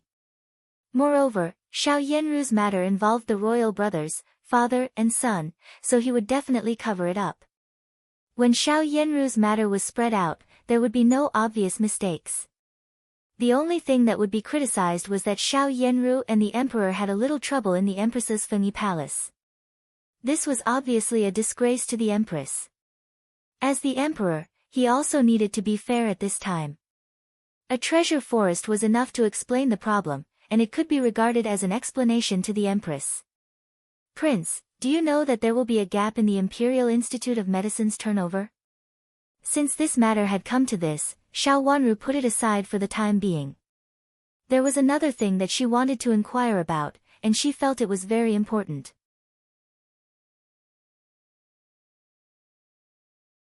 Chapter 796. I don't know. I should know if I ask around. Chu Luchen narrowed his eyes, which were full of brilliance and color, which were really moving. Compared with Xiao Wanru's, his lips had always been light and too pale, like a beautiful young man in a quiet landscape. He was at a good age, but not too gorgeous. Although Xiao Wanru had known that he was extremely outstanding, she couldn't help but be stunned at this moment. Then she reacted, blushed, and hurriedly lowered her head. Chu Luchen raised the corner of his mouth in a very good mood and said, "Do you want to ask who can inquire about this matter so clearly, and it happened recently?" Xiao Wanru nodded, tried to calm down, and then said, "Not everyone in the Imperial Palace knows about it, right?" "Not many people know about it, but I can inquire about it," Chu Luchen said meaningfully. His words made Xiao Wanru fall silent, knowing that she could not find any clues from this direction. "If you must investigate it, in fact, you can do it." Chu Luchen suddenly smiled and reached out to pull Xiao Wanru's hand. Xiao Wanru was shocked. She hurriedly looked around and said in a low voice, "Someone will see it." "What's there to be afraid of?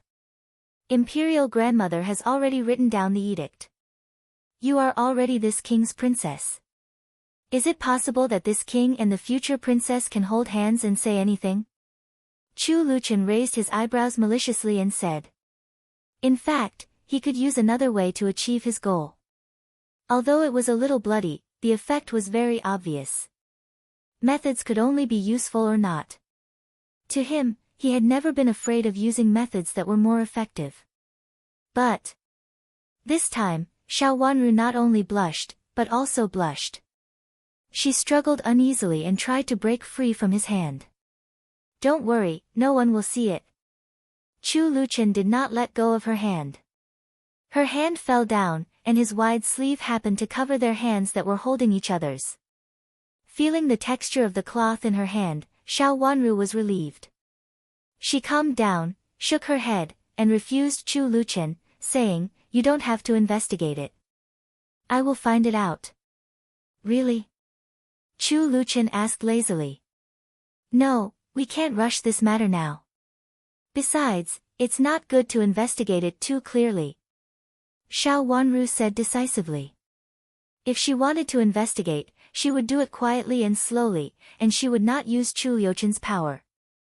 Many people in the palace had intervened. She was afraid that any abnormal action of Chu Luchen would cause the whole situation to change. There was another point. Xiao Wanru didn't say it clearly, but she believed that Chu Luchen would understand. If the water was too clear, there would be no fish. This was just a beginning. If they found out everything at the beginning, it would be more difficult to find out if someone secretly took action. Xiao Wanru had something on her mind. What she wanted to investigate was actually about her parents. It was not easy to dig up the past of more than a decade ago. She had to be able to calm herself down and endure more. Only then would she be able to uncover all the things that happened in the past bit by bit. This matter couldn't be rushed. Now Xiao Yenru's matter had just started, so she naturally couldn't cut it off.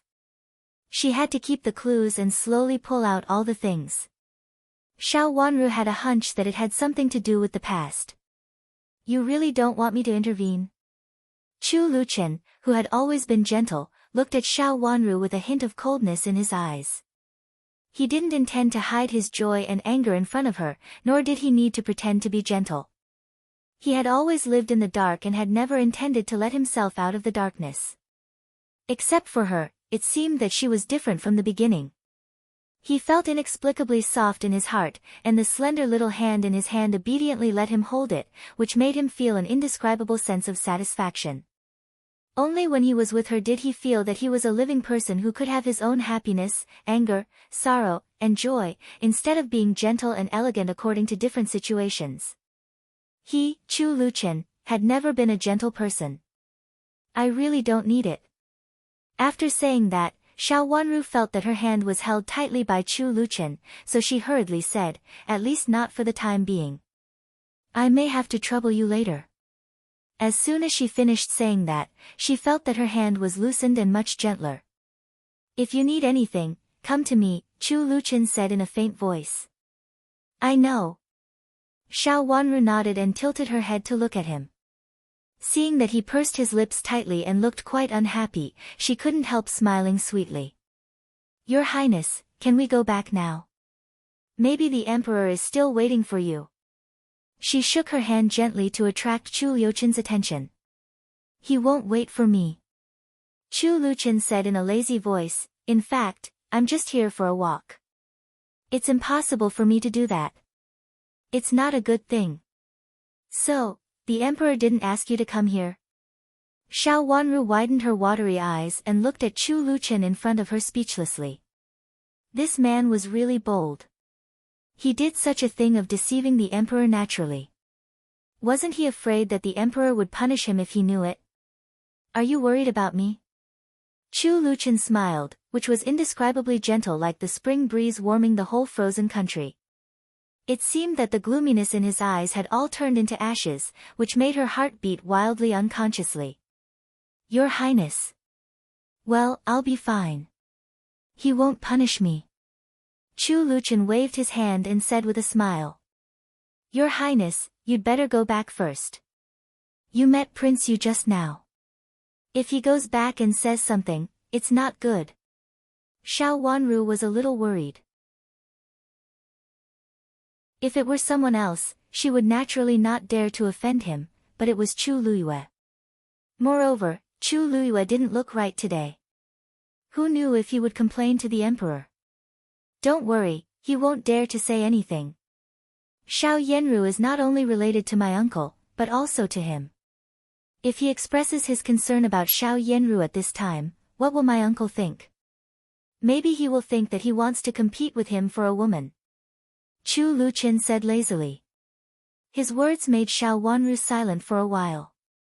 What he said was indeed reasonable. In order to avoid arousing suspicion, Chu Liyue didn't dare to nag in front of the emperor. But she still felt strange. It was a little abnormal for Chu Liyue to appear in front of her at this time.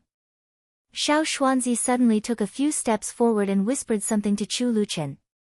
Xiao Wanru didn't hear it clearly, but Chu Liuchen's eyes immediately became cold after hearing it. Although the smile on his face still looked gentle, it inexplicably made people feel cold and gloomy. Go ahead if you have something to do.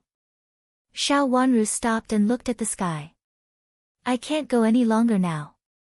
I have to go back to Chuxiu Palace as soon as possible. If I go late, it will definitely make people suspicious. Okay, you can go back first.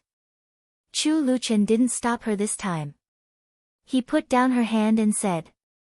Then he stepped aside, and the two eunuchs behind him carrying an empty sedan chair hurried forward. After Xiao Wanru got into the sedan chair, the two eunuchs carried her out of sight. The smile on Chu Liuchen's face immediately disappeared, and there was coldness and cruelty in his eyes. Xiao Xuanzi knew that his master had never been a gentle person, so he became more cautious. What do you mean? He went to the Empress's palace? Yes, it was said that Prince Yu went to the Empress's palace in a hurry. It seems that he has something important to discuss with the Empress. Xiao Xuanzi reported in a low voice. Let's go. I also want to see the Empress. I haven't been to the Empress's Fengyi Palace for a long time. Chu Liuchen said. He got into the wheelchair, and Xiao Xuanzi pushed the wheelchair to Fengyi Palace. In Fengyi Palace, Chu Liyue sat in front of the Empress, picked up the tea in his hand, took a sip, and then slowly put it down. His movements were extremely elegant and natural. He didn't seem to be angry or anything else at all, as if he hadn't met Chu Liuchen and been angry before. I heard that something happened in my mother's palace, and it has something to do with the first miss of Duke Xing's mansion. Chu Liyue raised his head and asked with concern with a slight smile. He didn't do it deliberately, but he didn't care too much about it, because it was just an ordinary thing. He came to ask when he heard it. The Empress also put down the teacup in her hand, wiped the water on the corner of her mouth with a handkerchief, and said with a very gentle smile, "It's not a big deal. I just took the first miss of Duke Xing's mansion as Baolin's wife. I heard that you used to be companions when you were young, but it's different now that you're a junior."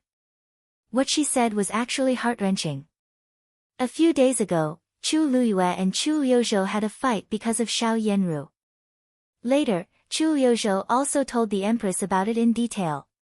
He was a little reckless at that time. When he rushed in directly, he only heard a few specious words from Chu Luiyue. Later, he thought that Xiao Yanru didn't say anything to prove that she and Chu Luiyue plotted against him. Chu Liuzhou was a little regretful.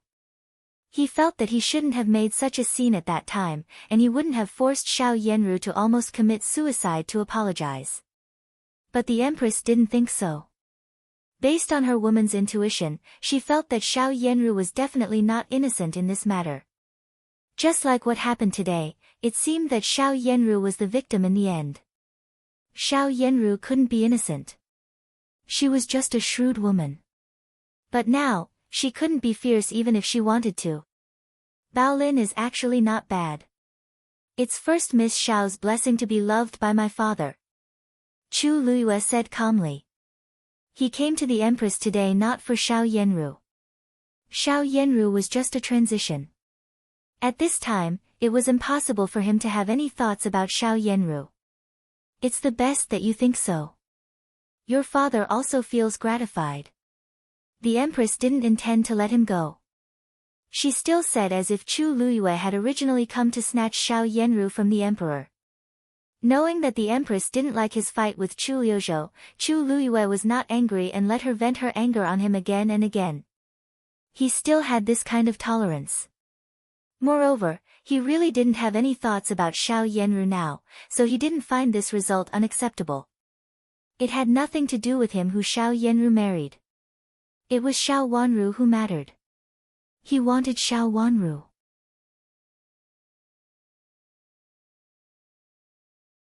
Chapter 797. Xiao Yanru was basically useless unless she could get his father's favor. But Chu Luiyue felt that this possibility was almost impossible.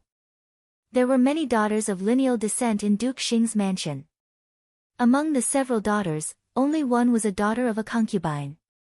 If Xiao Yanru was absent, there were others. If Chu Luiyue wanted the power of Duke Xing's mansion, it could be someone else. Xiao Wanru was not the biological daughter of Xiao Jing of Duke Xing. But if Xiao Jing, who had lost his biological daughter, wanted to support his niece, Xiao Wanru was the best choice. Xiao Wanru, who had Rui and great elder princess behind her, was even more valuable than Xiao Yanru before.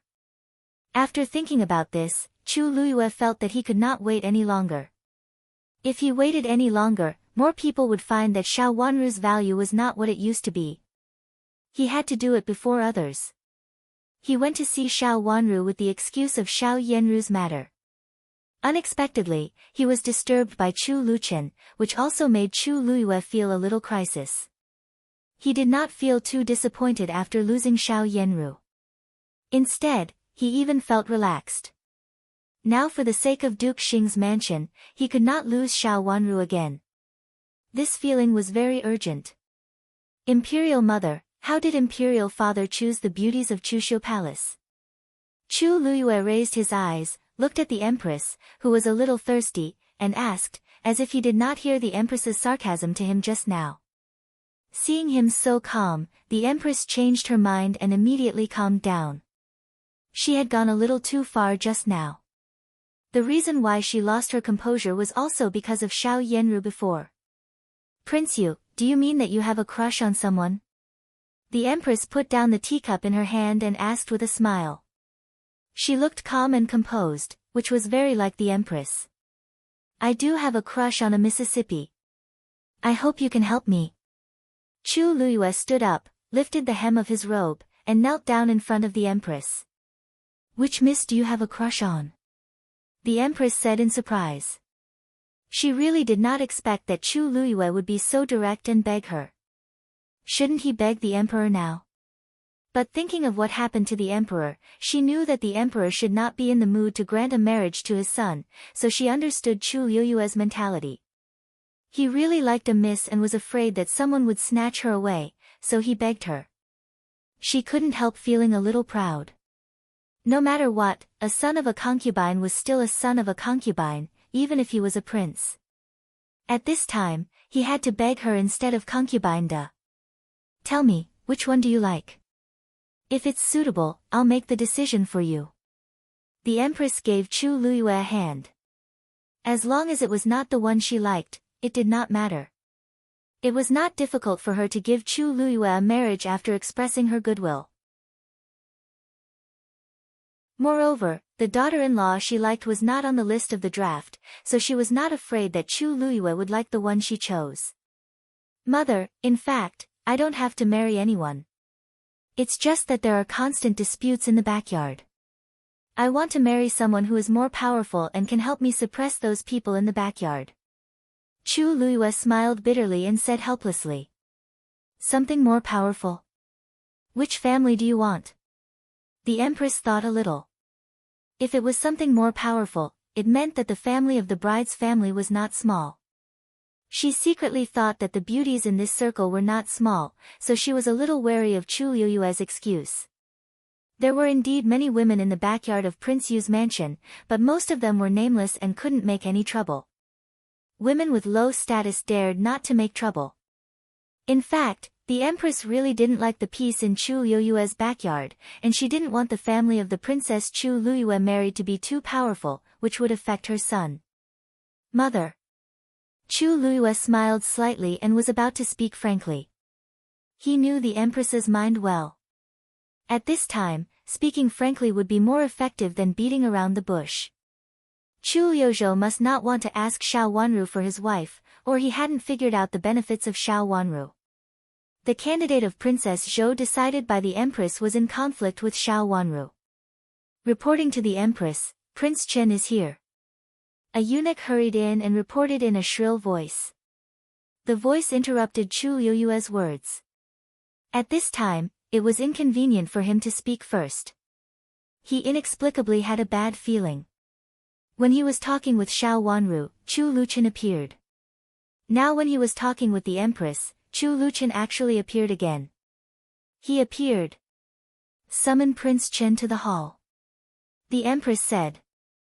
Chu Luchen appeared in the hall, walked over slowly, and lazily bowed to the Empress. The Empress politely invited him to take a seat. What a coincidence. Brother is also here. Chu Luchen smiled and raised his eyebrows, with a trace of a smile in his handsome eyes. Third brother, it's really a coincidence. I met you before, and now I meet you again. Are you helping father to deal with the matter? Chu Luyue was annoyed, but he had to show a smile on his face. He had always been cold, and it was rare to see such a smile. Your Majesty, what did you ask Prince Chen to do? The Empress sensed something and turned to Chu Luchen to ask. Chu Luchen sat down in a chair on one side, raised the corner of his eyes, and said with a trace of evil coldness, it's not a big deal. I just went to see where Xiao Baolin lives and if he needs anything. The Empress's heart skipped a beat, and she asked subconsciously, Your Majesty, what do you mean? Did he want to call Xiao Yanru back? Uncle, I don't mean anything. I just want to find out the truth and tell Marquis Xing about it. Speaking of this, Marquis Xing is also guilty of not being strict in discipline. Let's make it clear so that Marquis Xing won't feel wronged. Chu Luchen said casually. He did have the most say in Xiao Yanru's matter, and it had nothing to do with Xiao Yanru in any way. The others, whether Chu Luyue or Chu Liuzhou, or even Chu Liuxin, who was still in contact with today's matter, had more or less something to do with it. From this point of view, he was indeed the most suitable person to investigate Xiao Yanru. The corner of the Empress's eyes twitched, and her eyelids twitched a few times. She clasped her hands hard in front of her, put on a dignified look, and said, Duke Xing is indeed responsible for what happened to Xiao Baolin. In the past, the Empress had always protected Duke Xing's mansion, and this was the first time that she had reprimanded Duke Xing's mansion in front of others. You're right, Empress, and I agree with you. Chu Luchen nodded and turned to Chu Luyue, who was sitting silently aside, and said, Big brother, did you come to the Empress for Xiao Baolin's matter? Chu Liyue's face became colder. He didn't want to have anything to do with Xiao Yanru at all now. He looked at Chu Luchen coldly and controlled his emotions after a long while. Xiao Baolin's matter has nothing to do with me. That's my mistake. I thought you came to plead for Xiao Baolin. Chu Luchen said indifferently. Chu Liuyue's face was a little red, and he felt disgusted. This invalid was really haunting him. He actually came to the Empress to meet him again. Even if he was full of worries now, it was not the right time to say it. Third brother, Xiao Baolin's current identity is not something we can casually talk about. Chu Luyue reminded Chu Luchen coldly. Big brother, you're right. Xiao Baolin's current status is different from ours, and we can't casually talk about him. But my father asked me to check it out, so I said something unreasonable just now. Chu Luchen nodded and explained, as if he didn't know that he had angered Chu Luyue. Chu Luyue almost couldn't control the evil fire in his heart. When the Empress said it just now, he could bear it. But now when Chu Luchen said the same words, he only felt strong disgust, not only for Chu Luchen, but also for Xiao Yenru. This woman was really disgusting and shameful. How could there be such a disgusting woman in the world? She not only dragged him, but also dragged his second brother. Now she even dragged his fourth brother into his father's arms. Although he didn't know the details of what happened in Fengyi Palace, he still heard some news. Now Xiao Yenru only had a Baolin title. He also knew that Xiao Yenru had schemed it and was discovered by the Empress. Otherwise, she wouldn't have been thrown into a corner far away. Mother, I have something to do, so I won't disturb you anymore. I'll come to pay my respects to you tomorrow. Chu Luchen was so disgusted that he couldn't sit still. He stood up. He had no chance to speak in Chu Liuchen's presence, so he simply waited until tomorrow. He was afraid that he couldn't control his emotions if he stayed here any longer. The Empress understood what he meant and knew that he would talk about it tomorrow. She nodded at once. She was not anxious about Prince Yu's marriage.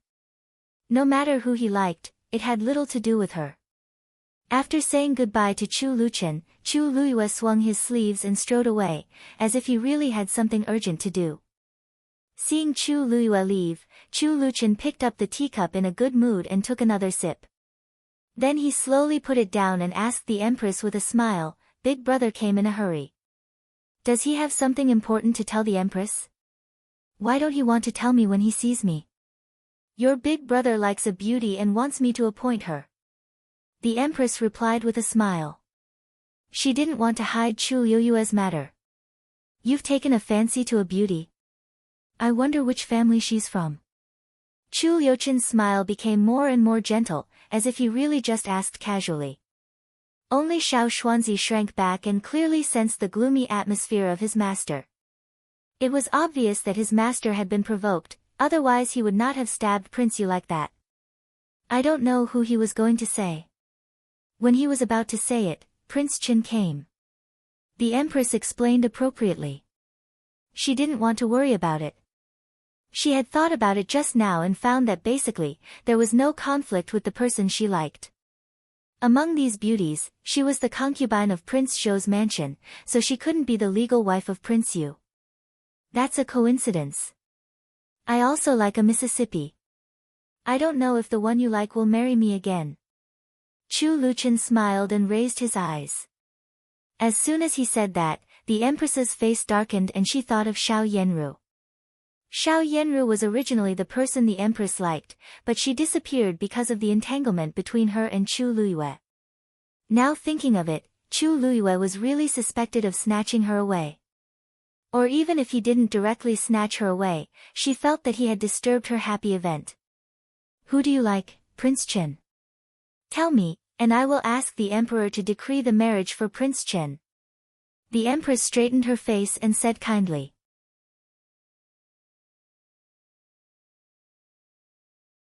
Chapter 798.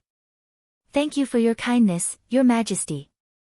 Imperial Grandmother has already drafted the decree, and it is about to be sent out. Chu Luchen said with a smile.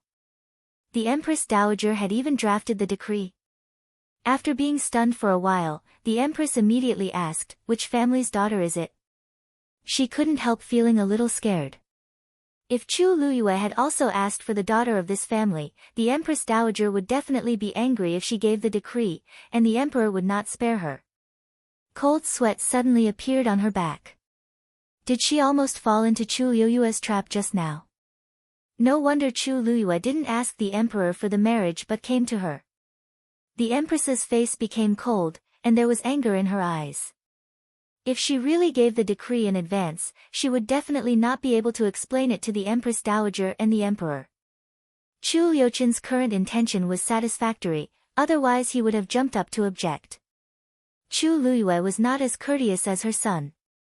If he didn't like her, he would make a scene. Therefore, he really liked her. If she gave the person he liked to Chu Liyue, the Empress could almost foresee her future situation. Not only was there cold sweat on her back, but also on her forehead. She clenched the handkerchief in her hand with her fingers convulsively. The fifth miss of Duke Xing's mansion has been taking care of Xiao Baolin here these days. The Empress should have met her. Chu Luqin said lazily. The matter had been settled, and he was not afraid that someone would secretly deal with his people. He reported it to the Empress, in case the Empress made a wrong match and caused some unnecessary trouble. The granddaughter of Rui and great elder princess? The Empress moved her body and asked slowly. Exactly. Imperial grandmother thinks it's good, and so does my uncle. I originally wanted to wait until the end of the consort selection before giving the decree, but Imperial grandmother said that the present time is good, and there should be a decree to Duke Xing's mansion in these 2 days. Chu Luqin narrowed his eyes and said lazily, looking very casual. It was hard to tell whether he was satisfied or dissatisfied with the marriage, but one thing was sure that he did not object. The Empress suddenly felt relieved. 3 years ago, she had heard that the Empress Dowager liked Xiao Wanru, but she hadn't taken any action since then. Moreover, she felt that Chu Luqin didn't seem to like anyone, so she didn't take it seriously. But now, it seemed to be true. However, thinking about it carefully, it seemed to be the case. Compared with others, Xiao Wanru had at least contacted Chu Luqin several times and felt good about him. This invalid was such a casual person, so she decided to marry him since they got along well. The Emperor and the Empress Dowager had always doted on this sickly child, so they definitely didn't think it was a big deal. It is indeed a good marriage, and she is also a good girl, but Duke Xing's mansion is now. The Empress probed and paused, as if she didn't know how to start. Chu Luqin naturally answered her words, I know your concern, your majesty, but this kind of thing has nothing to do with 5th Miss Xiao. She originally returned to Duke Xing's mansion halfway, and she doesn't have much affection for Duke Xing's mansion. I heard that Duke Xing's mansion has always been displeased with her, and the legitimate daughter of the eldest branch is even worse than the daughter of a concubine. Chu Luqin said casually with the corners of his eyes slightly raised. No one could see his mood clearly, and even with a gentle smile on his face, he elegantly picked up the teacup at hand and took a sip. Then he slowly put it down, looked up at the Empress, and said with a smile, I hope your majesty won't marry 5th Miss Xiao again. I understand. The Empress nodded and said. She had already scolded Chu Liyue thoroughly in her heart. She almost made a big mistake. Thank you, your majesty. I also have something to do, so I'll leave first. Chu Luqin had achieved his goal, so he stood up and cupped his hands in obeisance. Prince Qin, do as you please. The Empress was very polite and smiled very gently and kindly. Chu Luqin nodded, turned around and strode away. Watching him leave, the smile on the Empress's face faded little by little, and then became gloomy and cold. She picked up the teacup at hand, smashed it hard on the ground, and lost control of herself and scolded, They all think that I'm a fake. They all come to fool me. Your Majesty. Her trusted servant hurriedly called in a low voice. One wants Ben Gong to stand on the opposite side of His Majesty and Empress Dowager, putting Ben Gong on the fire so that he can reap the benefits. The other's marriage wasn't decided by Ben Gong in the first place, and Ben Gong didn't plan on meddling in his business. However, the edict had already been decided, yet Ben Gong didn't know anything. If Ben Gong were to point her to someone else, then wouldn't that be Ben Gong's fault? The Empress said angrily. She only felt depressed and full of anger. Chu Luiyue was digging a trap for her to jump into, but Chu Liuchen's matter was related to the emperor and the empress dowager. For so many years, I have been managing the harem for the emperor and have always been filial to the empress dowager. If the empress dowager doesn't like someone, I certainly don't like him, and I must find someone I like and send him to the empress dowager. Look at now, they simply treat me as an outsider. Speaking of this, the empress's eyes turned red. She picked up a handkerchief to wipe her tears, and the more she thought about it, the more aggrieved she felt. As the empress, it's very common for me to want to grant marriage to the princes. But now it seems that I can't decide whether to grant marriage or not. Your Majesty, don't be angry. Maybe this matter was decided by the Empress Dowager, and the Emperor didn't have time to tell you. After what happened today, the Emperor is also in a bad mood. You can't bother the Emperor for the matter of Prince Chen. The servant persuaded and ordered someone to serve tea again. The Emperor was obviously in a bad mood at this time, and whoever bumped into him would be unlucky. I know that I won't bother the Emperor at this time, but I really can't swallow it. The Empress wiped away her tears and complained hatefully, since he is in the ranks, even if he is the son of the Emperor, he has to at least address Ben Gong respectfully. Look at him, he seems to be very polite, but he has never treated Ben Gong as a proper elder. How can we talk about this kind of thing now? It's also because of Prince Yu at this time. After connecting the things before and after, how could the Empress really not understand that these two people obviously came to find trouble with her? Your Majesty, please be careful with your words. The servant was shocked, waved her hand, and drove the others in the hall out. After everyone went out, the servant whispered, Your Majesty, you'd better not talk about Prince Chen in the future. This servant was the wet nurse brought by the Empress from her parents' home. After entering the palace, she was the wet nurse beside the Empress. She knew something about the things around the Empress, so she became more cautious. The Empress suddenly felt aggrieved, waved the handkerchief in her hand irritably, and said, I'm not cautious. I'm not careful with my words. If I'm not careful with my words, I would have already blurted out the things over there. Look, Your Majesty, that kind of thing cannot be said. I beg you, you can't say it. The wet nurse's face changed greatly, and she hurriedly reached out to cover the Empress's mouth. The Empress pushed her wet nurse away and said angrily, I know that the things over there can't be said. Others only know that I am the master of the harem, but they don't know that the one who really cares about it. For so many years, she has been protecting her well. Even if I want to see her, she won't allow me to see her. She said that she is grounded, but she is afraid that I will do something to her. The more the Empress spoke, the angrier she became, and the more she could not control her emotions. My good Empress, don't say any more. If the Emperor knows. The old nanny knelt down in front of the Empress with a plop, took one of the Empress's hands with both hands and shook it. Her face was as pale as snow, and she was so flustered that her whole body was trembling. She was really scared, so scared that her teeth almost chattered. This reminded the Empress of what had happened in the past. She felt humiliated and angry. For a moment, she clenched her teeth and made a cracking sound. How could she forget that time when she said a few more words? She was almost abolished as the Empress. Xiao Wanru did not expect to meet Chu Liuxin when she returned to Chuxiu Palace. He stood behind a tree at the corner of Chuxiu Palace. If Yujie had not seen Chu Liuxin with her sharp eyes, Xiao Wanru would not have noticed that there was someone in the shadow. Chu Liuxin's appearance was completely different from what she had seen before. In the past, Chu Liuxin was a carefree person. As the youngest prince, although his mother was not simple, he looked simple. Even though he was about the same age as Xiao Wanru, in Xiao Wanru's eyes, he was more like a younger brother, who was about the same age as Hao. But at the moment, Chu Liuxin was obviously different. He was gloomy and his eyes were a little empty. Standing under the tree and watching Xiao Wanru get out of the sedan chair, he walked over and stopped in front of Xiao Wanru. As the two of them stood close, Xiao Wanru also saw Chu Liuxin's appearance clearly. He did not look right. His face was as pale as snow, without a trace of blood, like Chu Liuchin's face, which was sick and weak.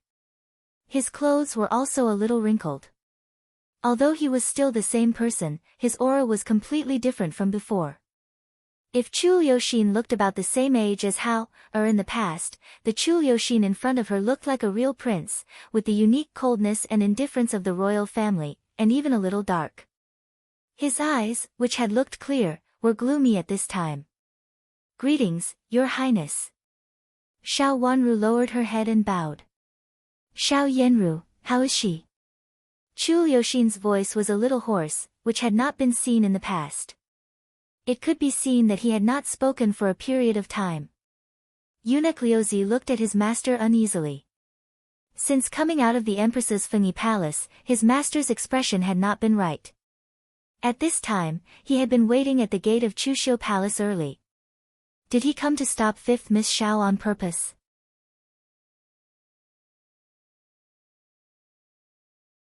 Chapter 799. If it was in the past, Xiao Liuzi would have said something stupid to smooth things over. But today, Xiao Liuzi didn't dare to. He could only carefully follow behind his master and waited here for more than 2 hours. For such a long time, his master just stood there with a gloomy face, not moving at all. Xiao Wanru didn't know what Chu Liuxin meant at the moment, so she asked after hesitating for a moment, "Big sister is fine now. She is now a Baolin conferred by the emperor. Prince Xian, do you want to ask her where she lives?"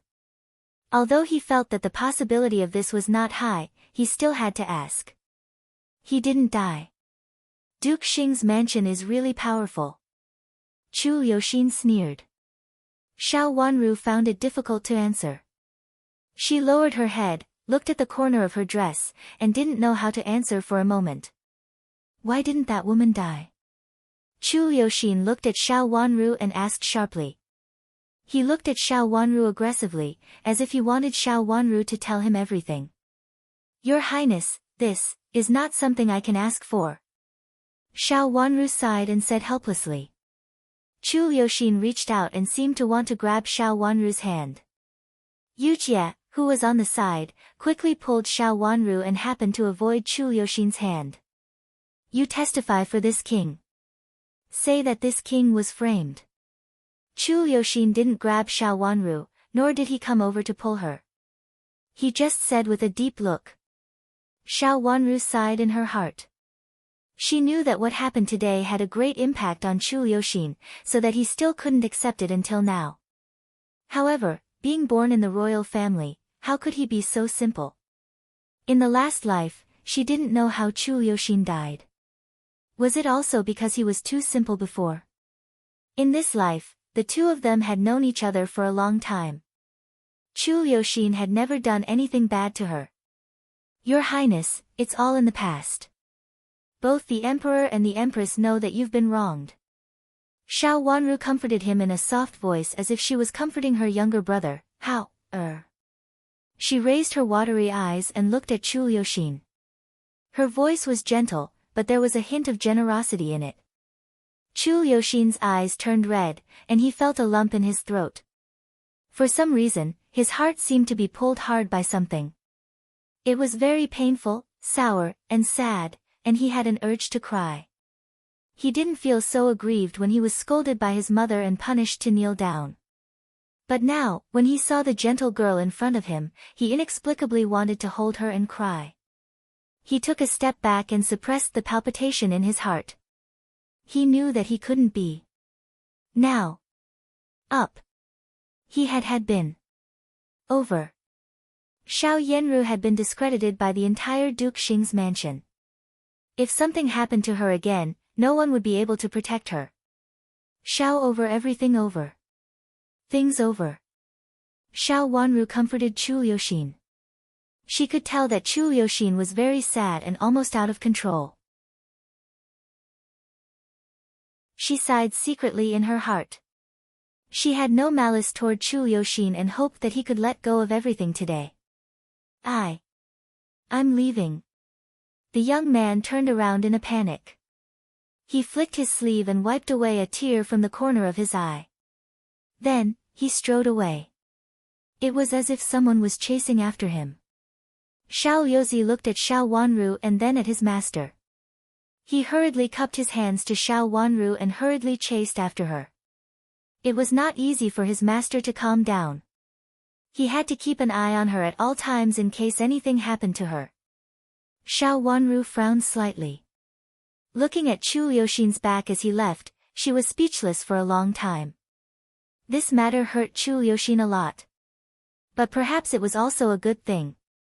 It could let Chu Liuxin really grow up, and he would not repeat the deadlock of his previous life. The imperial palace had never been clean. With so many women competing for favor, it was destined not to be peaceful or clean. It was just that Chu Liuxin's character was simple and lively in the past, so he did not notice it. Now that he was trapped, how could he not know it? Naturally, he could not be the same as before. Just from the fact that he didn't pull her back and instead turned to leave, she knew that he had controlled his temper. This should be considered a good thing, right?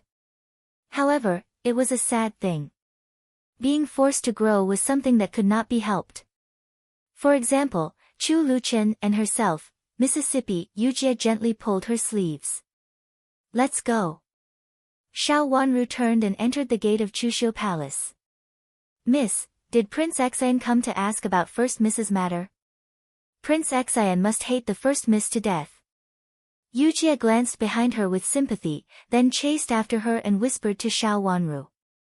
It's not the First Mississippi. It's Xiao Baolin. Xiao Wanru had calmed down at this time and corrected her. I know. Xiao Baolin has done a lot of harm to people. Yujie nodded and couldn't help scolding. Prince Xian was such a simple boy, but he was harmed by her. It was really annoying. Xiao Wanru remained silent. She knew very well what kind of person Xiao Yenru was in her last life. Xiao Yenru would do anything to achieve her goal and viciously wipe out all the people who stood in her way. In her last life, she became one of the people Xiao Yenru had to wipe out, so she ended up in such a miserable situation. First Miss, will Prince Xian? Speaking of this, Yujie looked around. Seeing that no one was paying attention to them, she lowered her voice and said, will Prince Xian go to ask for a marriage? It seemed that Prince Xian specially came here because of the First Miss Xiao. However, Yujie also saw that he lost control of himself and wanted to hold her master's hand just now. It seemed that he was looking for her master's support, which was not a good feeling. Prince Xian had been in love with her master, so she didn't want him to make trouble again. Prince Xian had never been a calm person. He might do such a thing on impulse, which would be a bad thing. The First Miss Xiao had just caused a fight between the brothers. When Prince Xian went to propose marriage, he put her master on the fire again. He won't. Xiao Wanru shook her head. Thinking of Chu Liuxin's look just now, she said with certainty. If it were the old Chu Liuxin, Xiao Wanru really didn't know whether he would do it or not. But now he shouldn't. After this incident, Chu Liuxin was much more stable than before. Even if he couldn't control his emotions, he would leave by himself and come back after he calmed down. When she returned to the room, it was getting late. Standing in the corridor, she looked at the 4 rooms in a row. The 4 misses of Duke Xing's mansion used to live, but now she was the only one. She had an inexplicable feeling, so she deliberately stood in the corridor and didn't enter the room immediately. Yujie had already opened the door. Seeing that Xiao Wanru didn't come in, she stood in the corridor with a heavy look. Knowing that Xiao Wanru should have thought of something unhappy, she made a heater and handed it to Xiao Wanru, asking her to hold it to warm herself. The small heater was very warm. Holding it in her hand, it slowly warmed her tired body and mind. She chose a place where there was no ventilation and sat down. Leaning against the fence, she recalled what had happened today. Since Han Dan came to her early this morning and said that Xiao Yenru didn't sleep well last night, she had carefully arranged everything step by step. Xiao Yenru, who stayed alone in the Fengyi Palace and couldn't even go out conveniently, couldn't be so well connected. Someone must have helped her in secret, but there was another problem. The aphrodisiac was either poured by herself or she asked Shuchi to do it. It was indeed prepared when Shuchi asked the palace maid, who was responsible for decocting the medicine, to go out to fetch water. Judging from the creases on the medicine bag, it had been prepared a long time ago. Who gave her this medicine? Or had she prepared it before entering the palace? Xiao Wanru thought for a while and thought that it might be the latter. Xiao Yenru came to the palace with the determination to win. If she failed, she would naturally have other means, and the aphrodisiac was one of them. Who was the person Xiao Yenru was most likely to contact in the palace and who was likely to help her? There were many people in the palace, but Xiao Wanru couldn't think of who it was at the moment. She only felt vaguely clueless, but it seemed that there were thousands of clues, but she just didn't find them. "Miss, go in. It'll be cold." Seeing that she had been silent, Yujia just lowered her head slightly and persuaded her worriedly. Although there was no ventilation here, it was getting late. Even if there was a little sun, it was not so warm, so it was just a little more light. "I'm not cold." Xiao Wanru shook her head, still holding the heater tightly, and looked up at the door diagonally opposite. It happened to be the room where Xiao Caihuan had lived. "Miss, do you want to go to the third Miss's room to have a look?" Yujia misunderstood her meaning and persuaded her, "Miss, you'd better not go in. There may still be a lingering smell in that room. When I went in that day, there was a little smell." Both the master and the servant knew what the smell was. Xiao Caihuan was sent out with the pustules on her face because she was poisoned, and this was originally intended to deal with Xiao Wanru. Protective talisman. After staring at the door of Xiao Caihuan's room for a while, Xiao Wanru's eyes suddenly lit up and she suddenly sat up straight. Yujia looked at Xiao Wanru in confusion and asked subconsciously, "Miss, what's the protective talisman?" Suddenly, she came to a sudden realization and said, "You mean the matter about the third miss, right? The matter about the third miss is related to the protective talisman. Haven't you already known about it?" Yujia didn't understand why Xiao Wanru brought it up at this time. Hadn't it passed long ago? Xiao Wanru suppressed the excitement in her heart, took a deep breath, slowed down her impulsive words, and then stood up and shook her head at Yujia. "I don't mean that. Third sister, I suddenly remembered another important thing. Let's go to third sister's room and have a look." The key had been stolen by Han Dan and given to Yujia before, and now it was in Yujia's hands. Although Yujia didn't understand what Xiao Wanru meant, she still took out the key and went to open the door of Xiao Caihuan's room. Xiao Wanru was about to go to Xiao Caihuan's room when she suddenly saw a familiar figure standing in the corner. She couldn't help stopping and turning to that person, wondering why she came to her room at this time. Didn't they pretend not to know each other even if they met before?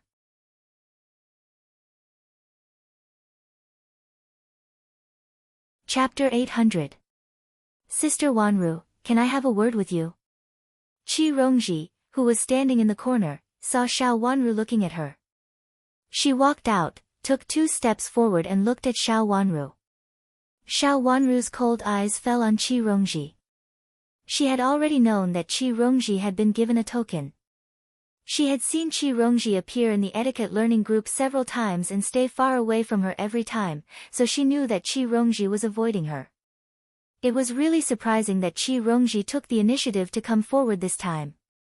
Judging from Qi Rongji's behavior these days, Qi Rongji seemed to be afraid of getting involved with her. "Miss Qi, please call me 5th Miss Xiao." "What's the matter, Miss Qi?" Xiao Wanru asked lightly with a pair of cold watery eyes under her long eyelashes. Qi Rongji pulled her sleeves uneasily. Every time she saw Xiao Wanru, she felt that Xiao Wanru was changing and becoming more and more dignified, which made her inexplicably flustered. "Miss Qi, if there's nothing else, you can go back." Seeing that she didn't speak for a long time, Xiao Wanru said and turned to leave. "5th Miss Xiao, please wait a minute." Qi Rongji thought for a while and said in a low voice, "I heard that something happened to the 1st Miss Xiao. Is it true?" Xiao Wanru paused and then suddenly turned around. She looked at Qi Rongji coldly and said with a sneer, What do you want to know, Miss Qi? What do you want to know? This is the business of our Duke Xing's mansion. I won't tell you. Miss Qi, you are no longer a member of Duke Xing's mansion. Since Qi Rongji escaped from Duke Xing's mansion, she had nothing to do with Duke Xing's mansion. I don't mean that. I just want to know. Qi Rongji stammered and said, I just want to ask if the first Miss Xiao has anything to do with it. If, Miss Qi, who are you to ask that? If you just want to ask that, you really don't have to. People who are too curious will die quickly. After saying that, Xiao Wanru ignored Qi Rongji and turned back to the room. Qi Rongji originally wanted to stop her, but in the end, she bit her lip and held back. Watching Xiao Wanru disappear from her sight, there was some unwillingness in her eyes. In fact, she didn't come here for Xiao Yanru. She just asked Xiao Wanru if she wanted to be Princess Yu on behalf of Chu Luyue. Chu Luyue had met Chu Luchen at the Empress's place before, so he had to leave. After leaving, he felt worried about this matter, so he asked Qi Rongji, who happened to meet him, to pass a message to him. Qi Rongji didn't mention it at all. She only mentioned Xiao Yanru and successfully made Xiao Wanru leave in anger. She took a deep breath and told herself that it was not that she did not want to pass the message, but that Xiao Wanru did not give her a chance. Even if Prince Yu wanted to blame someone, he could not blame her.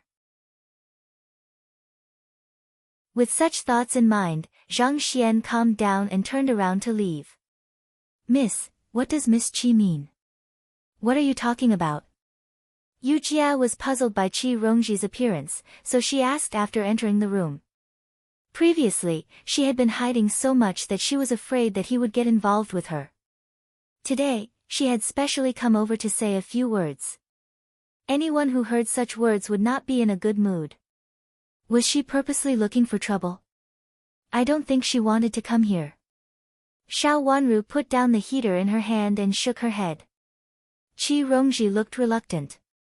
Who asked her to come here just to say these words to hurt Duke Xing's mansion? Yu Jia became more and more curious. Xiao Wanru shook her head. It was not easy to find this person. It might be a beauty who followed Qi Rongji, a noble in other imperial palaces, or her good elder brother. But one thing was certain.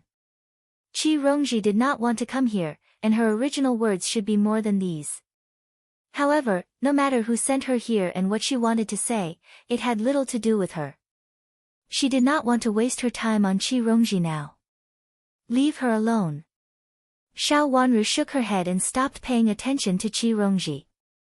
Yu Jia, go to inquire about some things about the protective talisman tomorrow. If anyone doubts the reason why you asked about it, just say that the mansion has doubts about it and wants to ask about it. There is something wrong with the protective talisman. Yu Jia was not stupid. She immediately understood Xiao Wanru's meaning.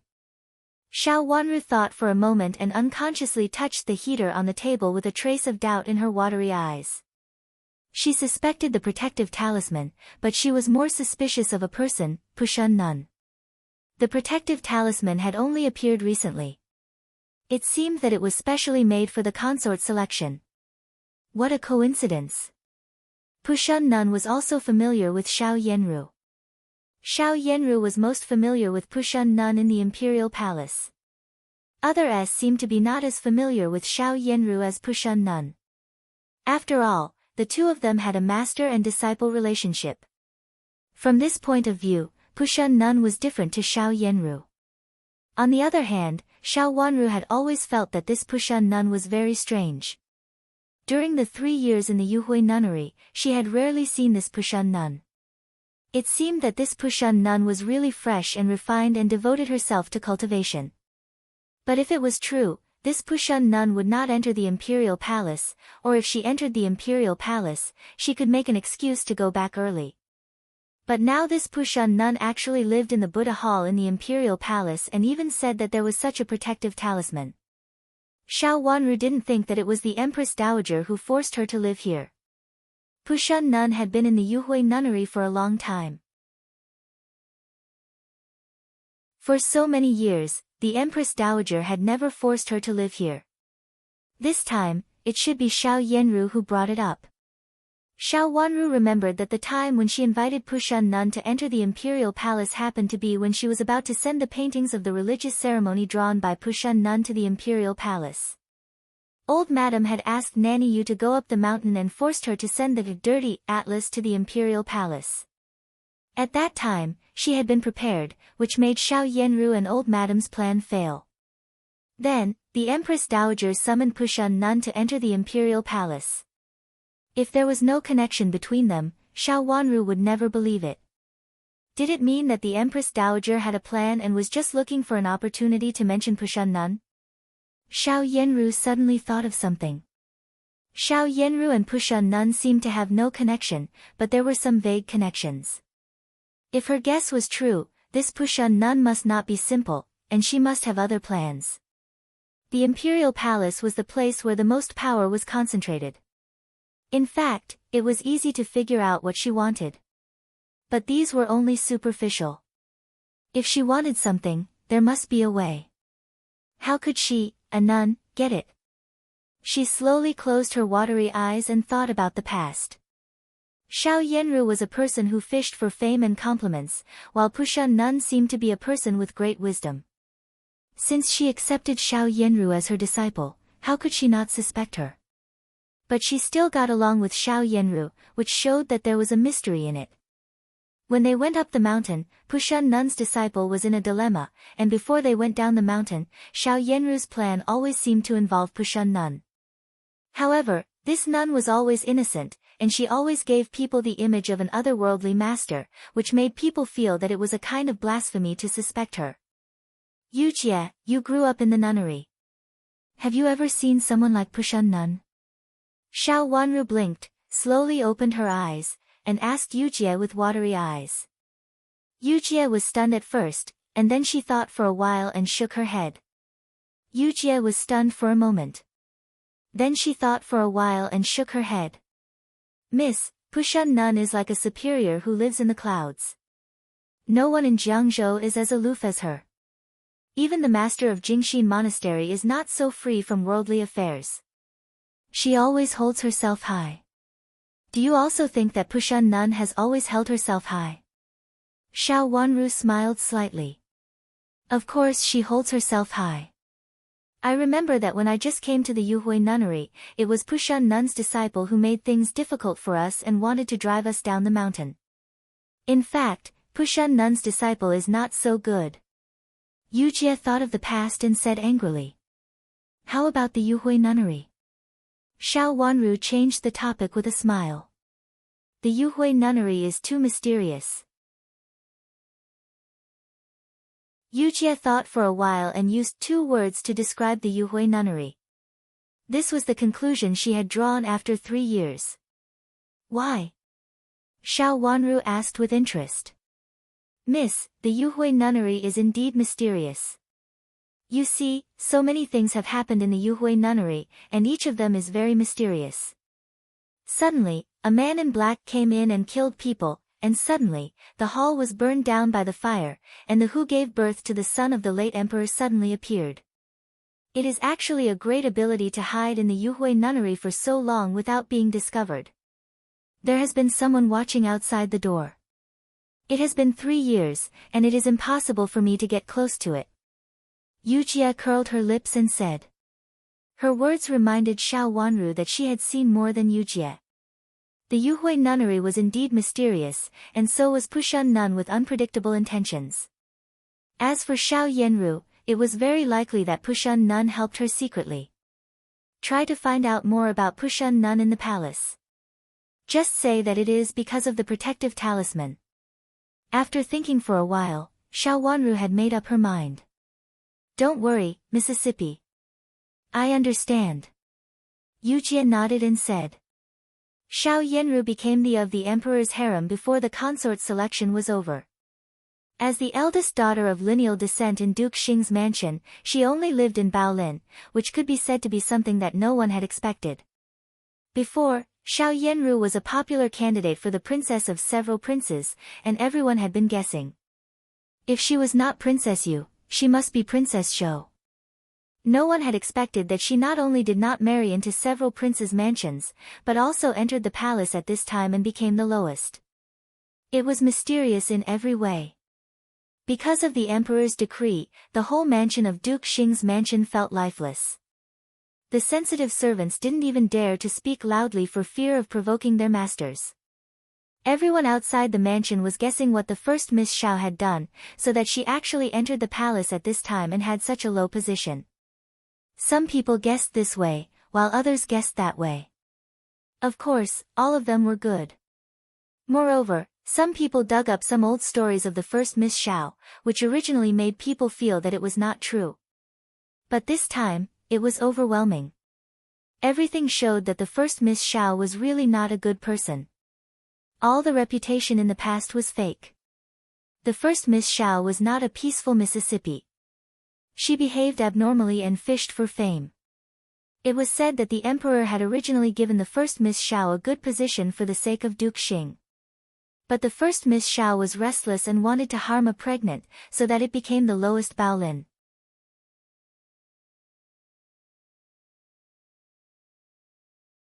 Chapter 801. When Xiao Yanru was in the Yuhui nunnery, there were some rumors. However, at that time, Xiao Yanru was very famous, so few people believed it. They all thought that the first Miss Xiao was just jealous of her reputation, so there were all kinds of rumors. Now that the imperial palace issued the decree and connected with the previous causes, how could they not understand? This kind of rumor even spread to the beauties in the imperial palace. After Xiao Yanru's matter was settled, Xiao Wanru also returned to the ranks of the beauties. Seeing that the beauties secretly pointed at her in twos and threes with disdainful faces, she naturally heard that they were talking about Duke Xing's mansion and Xiao Yanru. Even she, the fifth Miss Xiao, was ridiculed. Yu Jie was very angry and wanted to argue with them, but was stopped by Xiao Wanru. She didn't care about this kind of discussion. Originally, it was deliberately spread. Otherwise, how could the beauties in the imperial palace really know about it?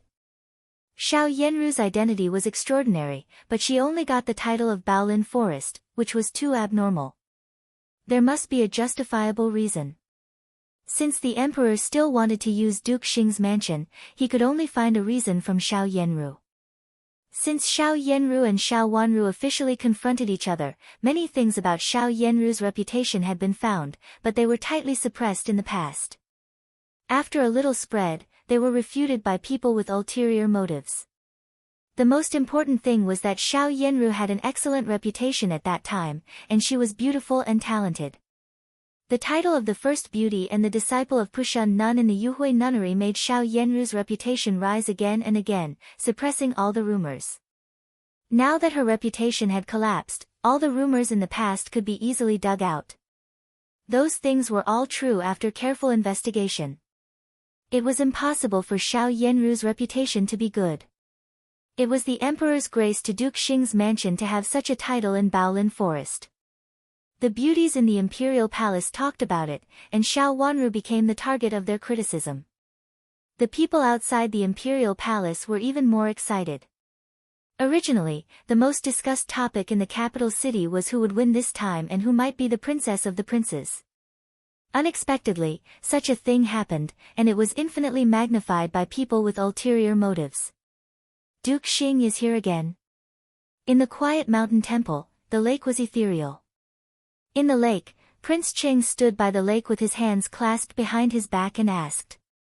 "Yes, Your Highness." Shichi replied. Prince Cheng did not look back. After thinking for a while, he said, "Let him go back. I can't save his daughter." "Yes, I will go and reply now." Shichi said respectfully and went outside to pass the message. Before long, Shichi came back and said, "Your Highness, Duke Xing begs you to meet him anyway. He has something important to report to you." "Something important?" Prince Cheng raised the corner of his mouth mockingly. He really had no interest in this daughter of Duke Xing originally, he had thought of marrying her as an ornament. It would be good for him to have a daughter who was born to be a phoenix. Unexpectedly, she was such a woman. the rumors outside had already reached his ears. Originally, he thought it was just an excuse from the palace. He asked someone to investigate it in private and found that it was all true. The first Miss Xiao, who was always virtuous, gentle, and dignified, turned out to be a vicious and despicable woman in private. Even if such a woman was given to him, he would not want it. Innate phoenix fate. If it was a woman who entered the palace and married his imperial brother who was born to be a phoenix, he really had no interest in her.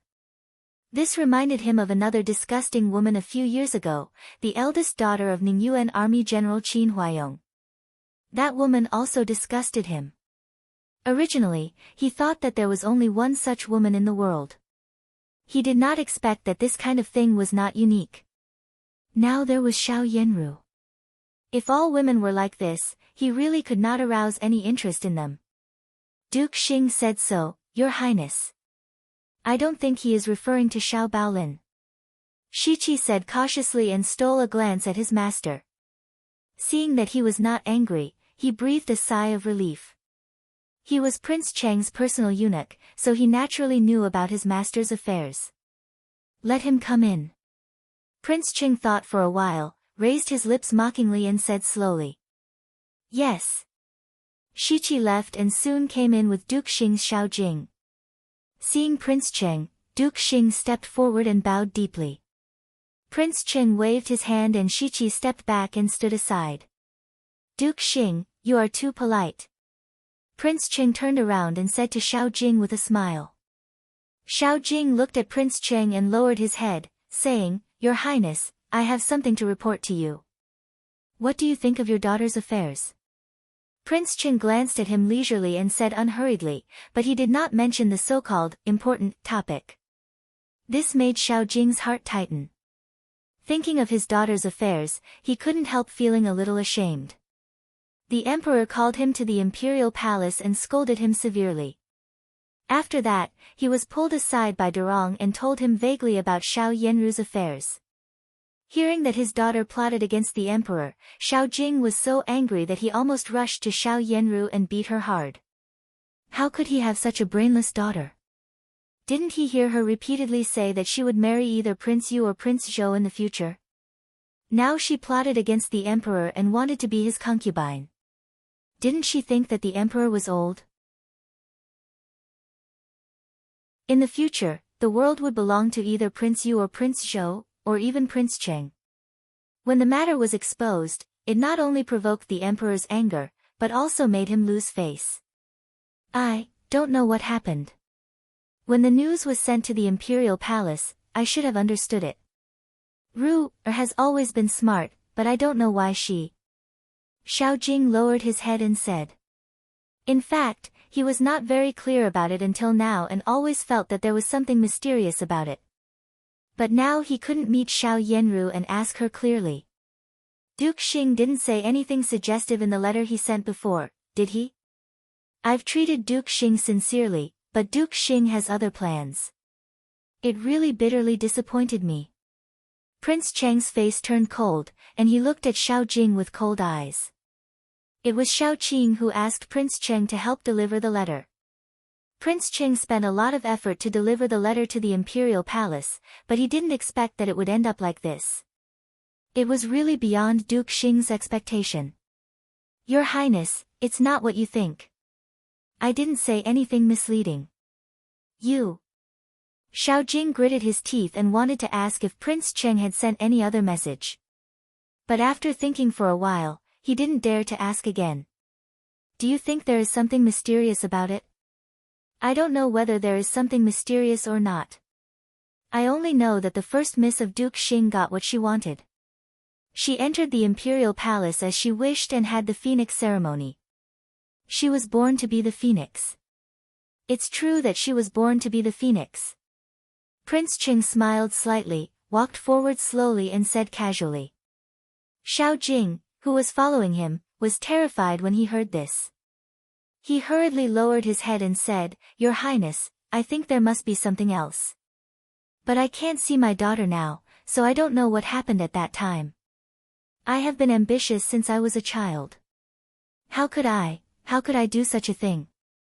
It was your first miss's intention to make Prince Yu and Prince Zhou fight before. Duke Xing, you really have a good daughter. Not only is she born to be a princess, but she also made several princes fight with each other. Now you made my brother take her away. You are very resourceful. It is hard to say what will happen in the end. In the end, it's really hard to say that she will be the empress of the imperial palace in the future. Prince Cheng's words seemed to be mocking and sarcastic, which made people feel cold on their backs. Many people had seen what had happened between Chu Luyue and Chu Liuzhou, so it was very easy for Prince Cheng to inquire about it. However, Prince Cheng didn't know that Xiao Yanru hooked up with the emperor in the Fengyi Palace.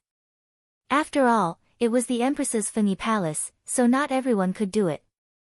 Your Highness, I'm terrified. Xiao Jing lowered his body and said hurriedly. He was also secretly annoyed with his daughter. He had thought that his daughter was promising and could revitalize the family, but he didn't expect that she would make such a mess. You're terrified, but I'm more terrified. Prince Ching smacked his lips and said helplessly. Your Highness, I've followed you for several years, so I really don't dare to have other delusions. Your Highness, you must believe that I never dare to be disloyal, let alone have the idea of hooking up with the emperor. Xiao Jing panicked and began to sweat on his forehead. You won't hook up with my brother, but will hook up with his two princes. I heard that the first Miss Xiao is not only beautiful, but also has a good relationship with the other two princes. It is said that they have been childhood friends and childhood sweethearts. Prince Ching squinted at Xiao Jing, who was about one step behind him, and said. He didn't know it before he investigated it, but he didn't expect that there was such a thing. This was also why Prince Ching felt that Xiao Yanru was disgusting and shameless. A daughter of a noble family? How could she be so shameless and mean? It really cleared Prince Cheng's mind. Moreover, it also made him doubt Xiao Jing's loyalty. If Xiao Yanru really married one of his nephews, would she stand on the opposite side of him in the future? As Xiao Yanru's father, would Xiao Jing really stand on his side at that time? Your Highness, these are all rumors deliberately spread. You know Ru's current situation. If there are no bad rumors, it will be difficult for the imperial palace to convince the public. Xiao Jing said in a panic with his fingers trembling. He knew that Prince Cheng was not only talking about his daughter, but also himself. The truth can't be fake, and the falsehood can't be true. I heard that you have a daughter. Prince Ching suddenly glanced at him and asked when he had almost finished beating him. Yes, I have another daughter of non-lineal descent, Xiao Jing said anxiously. Is she married? Prince Ching asked lightly. No, not yet.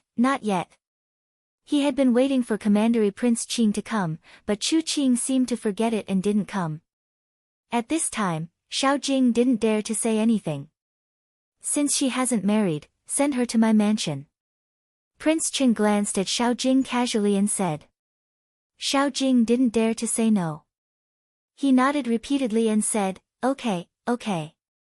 I'll go back and prepare it now. It's not urgent at this time. When I'm ready, send your little daughter here. Tell me the important thing you want to tell me first. Prince Qing slowly returned to the original topic.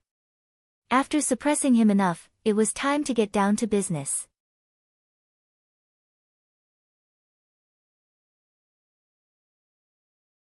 Chapter 802. Yes. Xiao Jing nodded repeatedly. Now whatever Prince Cheng said was good, he did not dare to disagree. She was just a little daughter. It was better to give her to Prince Cheng than to Commandery Prince Qing. Compared with Commandery Prince Qing, who was useless, Prince Cheng was the most powerful one. Your Highness, I heard that you want to find some calligraphy. Xiao Jing changed the topic in a hurry after wiping the cold sweat on his forehead. Prince Cheng's face immediately turned cold. He suddenly stood still, turned his head, looked at Xiao Jing coldly and said, What do you know? There were some things that Prince Ching did not believe Xiao Jing, and Xiao Jing should not know. Your Highness, I just happen to know it. I saw that your highness sent someone to look for calligraphy and paintings. Xiao Jing hurriedly explained in a panic. Prince Ching stared at Xiao Jing closely until the sweat on Xiao Jing's forehead rolled down again. He snorted and turned his head with a gentle look again. I do want to find some calligraphy. I like this kind of calligraphy with vigorous strokes. Duke Xing, do you have any good calligraphy and paintings? Without Prince Cheng's gaze, Xiao Jing breathed a sigh of relief. He hurried to catch up with Prince Cheng and said carefully, Your Highness, I have a piece of calligraphy and painting in my hand, but I don't know whether it is what your Highness is looking for. It looks strong and vigorous, but it doesn't seem to be the work of a famous master. I heard that your Highness likes it, so I brought it here. Xiao Jing did not dare to say that he had tried his best to find it. He had been hiding it and waiting for a more favorable opportunity. But now he had to take it out to please Prince Cheng. Xiao Yenru's entering the palace for the treasure forest had not only spoiled her own plans, but also Xiao Jing's. Without Chu Luyue and Chu Liuzhou by Xiao Yenru's side, Xiao Jing had no other way out. Now he could only follow Prince Cheng all the way and did not dare to be disloyal. Is there a seal? Prince Cheng clenched his hands tightly in his sleeves, suppressed the anxiety in his heart, and said slowly. Yes, but I can't see it clearly. Your Highness, do you want to see it? Xiao Jing lowered his head and said earnestly. Since you have brought it here, just show it to me later. Prince Cheng's hands slowly relaxed and there was a hint of a smile on his face. The previous cold anger had disappeared. Yes, I will leave the words for your Highness later. Since Prince Cheng was unwilling to tell him about this matter, he must not show that he knew about it. Go. Your eldest daughter is no longer of much use, but don't you still have a younger daughter? In the future. This prince will naturally not mistreat this youngest daughter of mine. Although the status of a concubine's daughter is a bit low, why would this prince care about what status it is? Who knows, the phoenix fate might not even be your eldest daughter. King Qing said half-jokingly. Her words reassured Xiao Jing, and he relaxed a little. Although the status of the legitimate wife's daughter and the concubine's daughter were different, they were both of his blood. However, it was the same for him. Since it was his daughter and Prince Cheng's intention, everything was possible in the future, although her status in the mansion might be a little lower. Thank you, Your Highness. I know. When Your Highness tells me, I will send my youngest daughter to the prince's mansion. Xiao Jing patted his chest and promised. Prince Ching nodded with a smile and said to Shiqi beside him, Go and see Duke Xing off. Shiqi understood and hurriedly reached out to Xiao Jing to show him, Duke Xing, please. He saw Xiao Jing off all the way to the door. After seeing Xiao Jing get on the carriage, he winked at a secret guard.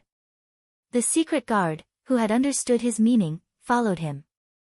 After getting on the carriage at the gate of the temple, Xiao Jing wiped the cold sweat on his forehead and felt a lingering fear. He had no choice but to come up with this idea. He didn't dare to let Prince Ching know the origin of the painting. Now it was better to go back to the mansion. He was afraid that Prince Ching would target him first. If it hadn't been for Xiao Yenru's accident, he would never have exposed himself at this time. The only piece of calligraphy in his hand was originally worth more. Thinking of this, he was really disappointed with his eldest daughter. He didn't raise his daughter well. Xiao Jing guessed right. Someone was indeed watching his carriage. But he guessed wrong that it was not only Prince Cheng's men but also Chu Liuchen's men who were watching him. At noon that day, Chu Liuchen got the news. Calligraphy and painting. Chu Liuchen raised his eyebrows. There was no warmth in his beautiful eyes, which were frighteningly gloomy. Yes, it should be a long scroll of calligraphy and painting. Duke Xing held it tightly and waited outside for a long time, but Prince Ching didn't see him. Later, he asked someone to call him in. When he came out, he was polite. Shiqi, who served Prince Cheng, specially sent him to the door and watched Duke Xing get on the carriage. Uncle Wang, it seems that you are really interested in calligraphy and painting. Chu Luchen twitched the corner of his mouth and said sarcastically, at this time, he is still in the mood to appreciate the calligraphy and painting. It can be seen that the calligraphy and painting are indeed extraordinary. After such a serious accident, it was certain that Xiao Jing would go to show his loyalty to Prince Cheng. Chu Luchen had always known that Prince Cheng had other intentions. But at that time, he didn't even care about his own life, so how could he care about anything else? He just took it as an entertainment and amused it when he was in a bad mood, so he had always asked someone to keep an eye on Prince Cheng. He didn't expect that he had to use it now. Exposing Prince Cheng in front of the public made Prince Cheng lose a lot of opportunities and attract the attention of his uncle. Compared with the past, Prince Cheng was in a much worse situation in front of his uncle. He didn't dare to act rashly in many things for fear of arousing suspicion. Xiao Jing had been close to Prince Cheng for a long time. It was something on Prince Cheng's side, and Chu Luchen had known it for a long time. Master, is it possible that it is something very important and will attract Prince Cheng's attention? After what happened to Xiao Baolin, the whole Duke Xing's mansion is in trouble. Do you think it is that, calligraphy and painting? Xiao Xuanzi rolled his eyes and reminded him. It should be that calligraphy. Chu Luchen said with certainty. Then what are you going to do? Snatch it? Xiao Xuanzi rubbed his palms excitedly. This was a good thing. Don't worry. Let's wait for Uncle to find a few more. Chu Luchen smiled slightly, and his expression immediately became gentle. Master, you are right. What about Prince Cheng? Xiao Xuanzi nodded and agreed. Keep an eye on it first. Don't worry if Xiao Jing can't keep an eye on it. It can be seen that he has prepared for it since he suddenly took out this calligraphy in an emergency. But he didn't take it out early. Chu Luchen smiled lazily and coldly. He sat down in front of the chair and flicked the table in front of him with his slender fingers. This matter was getting more and more interesting. He was determined to get his hands on those pieces of calligraphy. If Prince Cheng was willing to collect them, then let him collect them first. Moreover, he thought that Xiao Jing could get them. Otherwise, with Prince Cheng's strength, he couldn't find them for so many years. No matter how powerful Xiao Jing was, he couldn't be as powerful as Prince Cheng. Moreover, he had never been out of the capital city. It was said that these calligraphy were out of the capital city at that time, but Xiao Jing had never been out of the capital city. When did he send someone out of the capital city? Or did he secretly go out of the capital city? When the Empress Dowager's decree came, Xiao Wanru and the beauties were learning etiquette from the nanny in charge. The nanny in charge turned a blind eye to some of the misses from aristocratic families who were good at learning etiquette and let them rest beside them without forcing them. Since Xiao Yanru's matter was exposed, the nanny in charge had also been reprimanded and didn't dare to be lenient anymore. She would learn from Xiao Yanru together with those who were good or bad. For this reason, Xiao Wanru had been implicated and had been looked down upon a lot these days, which made Yujia indignant for a long time. However, Xiao Wanru was very calm. She didn't say or do anything. She just followed the nanny in charge to learn etiquette in the palace and was directly rude to the malicious eyes of those misses from aristocratic families. Zhang Qilan was seriously ill. After being sent out of the palace, Xiao Wanru had been alone. Although there was no one to talk to, no one would deliberately try to get close to her, so she didn't have to pretend to be nice to others. Qi Rongji still avoided her as before. Every time Xiao Wanru approached her, she felt that she was very nervous, as if nothing had happened that day, so Xiao Wanru ignored her. There was a mystery in those inexplicable words, but she didn't want to deal with Qi Rongji. No matter what her purpose was, it had nothing to do with her. After a few days of peace, there were rumors among the beauties that Xiao Wanru couldn't be selected. Several misses from Duke Xing's mansion entered the palace to participate in the competition. At first, they had a great momentum, but in the end, they retreated one by one. It was really a slap in the face. The one left behind actually became a treasure forest in the palace. All the misses from aristocratic families felt it was funny. So what if the fifth Miss Xiao in front of him was beautiful? If she married any of the princes, her seniority would be wrong. Could she still get married? This was also one of the most important reasons why a group of beauties ignored Xiao Wanru. Everyone felt that she had no hope. At this time, the Empress Dowager's decree came and asked Xiao Wanru to go over, which immediately caused a commotion among the beauties. They watched Xiao Wanru leave in surprise and talked about it. What did the Empress Dowager mean? Did Xiao Wanru really have a chance? In a group of beauties' complicated eyes, Xiao Wanru got on the soft sedan waiting outside the palace gate and followed the people sent by the Empress Dowager to the Palace of Benevolent Peace where the Empress Dowager lived. This was not the first time she had come here. Unlike the first time, the Empress Dowager's palace was very quiet this time. There was no laughter from other S, which showed that there were no other S here. After respectfully bowing to the middle position, she stood up under the Empress Dowager's gentle words and stood aside respectfully.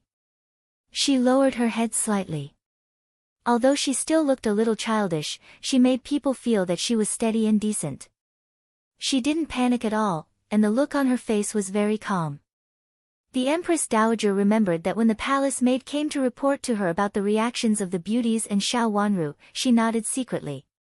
Xiao Wanru could still be calm after such a big thing happened to her sisters. In this aspect, she was indeed worthy of her Chen.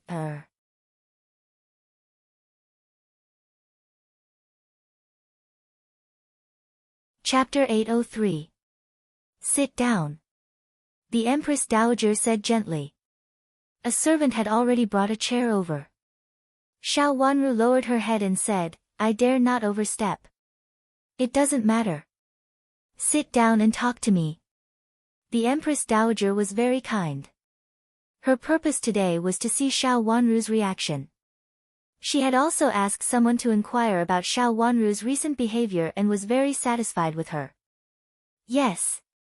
Xiao Wanru answered softly, sat down on the chair beside her, straightened her back, put her hands on her knees, and lowered her head slightly. The servant served tea in front of her table, and then lowered her head and carefully retreated to one side. How are you living in Chuxiu Palace? The Empress Dowager asked with a smile. Empress Dowager, I'm living well. Xiao Wanru said calmly. No one said anything. The Empress Dowager asked again. Xiao Wanru looked calmer and calmer without any resentment. The beauties are all living well. It's not a big deal to say a little something. What do you think about your big sister? The Empress Dowager said bluntly, while watching Xiao Wanru's reaction. It's my big sister's fault. Xiao Wanru's face was full of shame, but she did not hide it. There was a blush on her pink face. If the situation at that time was really revealed, the whole Duke Xing's mansion would be implicated. The Emperor is kind, and the Empress Dowager is kind. Others only said that Xiao Yanru was wronged, but in fact, Xiao Yanru was not wronged at all.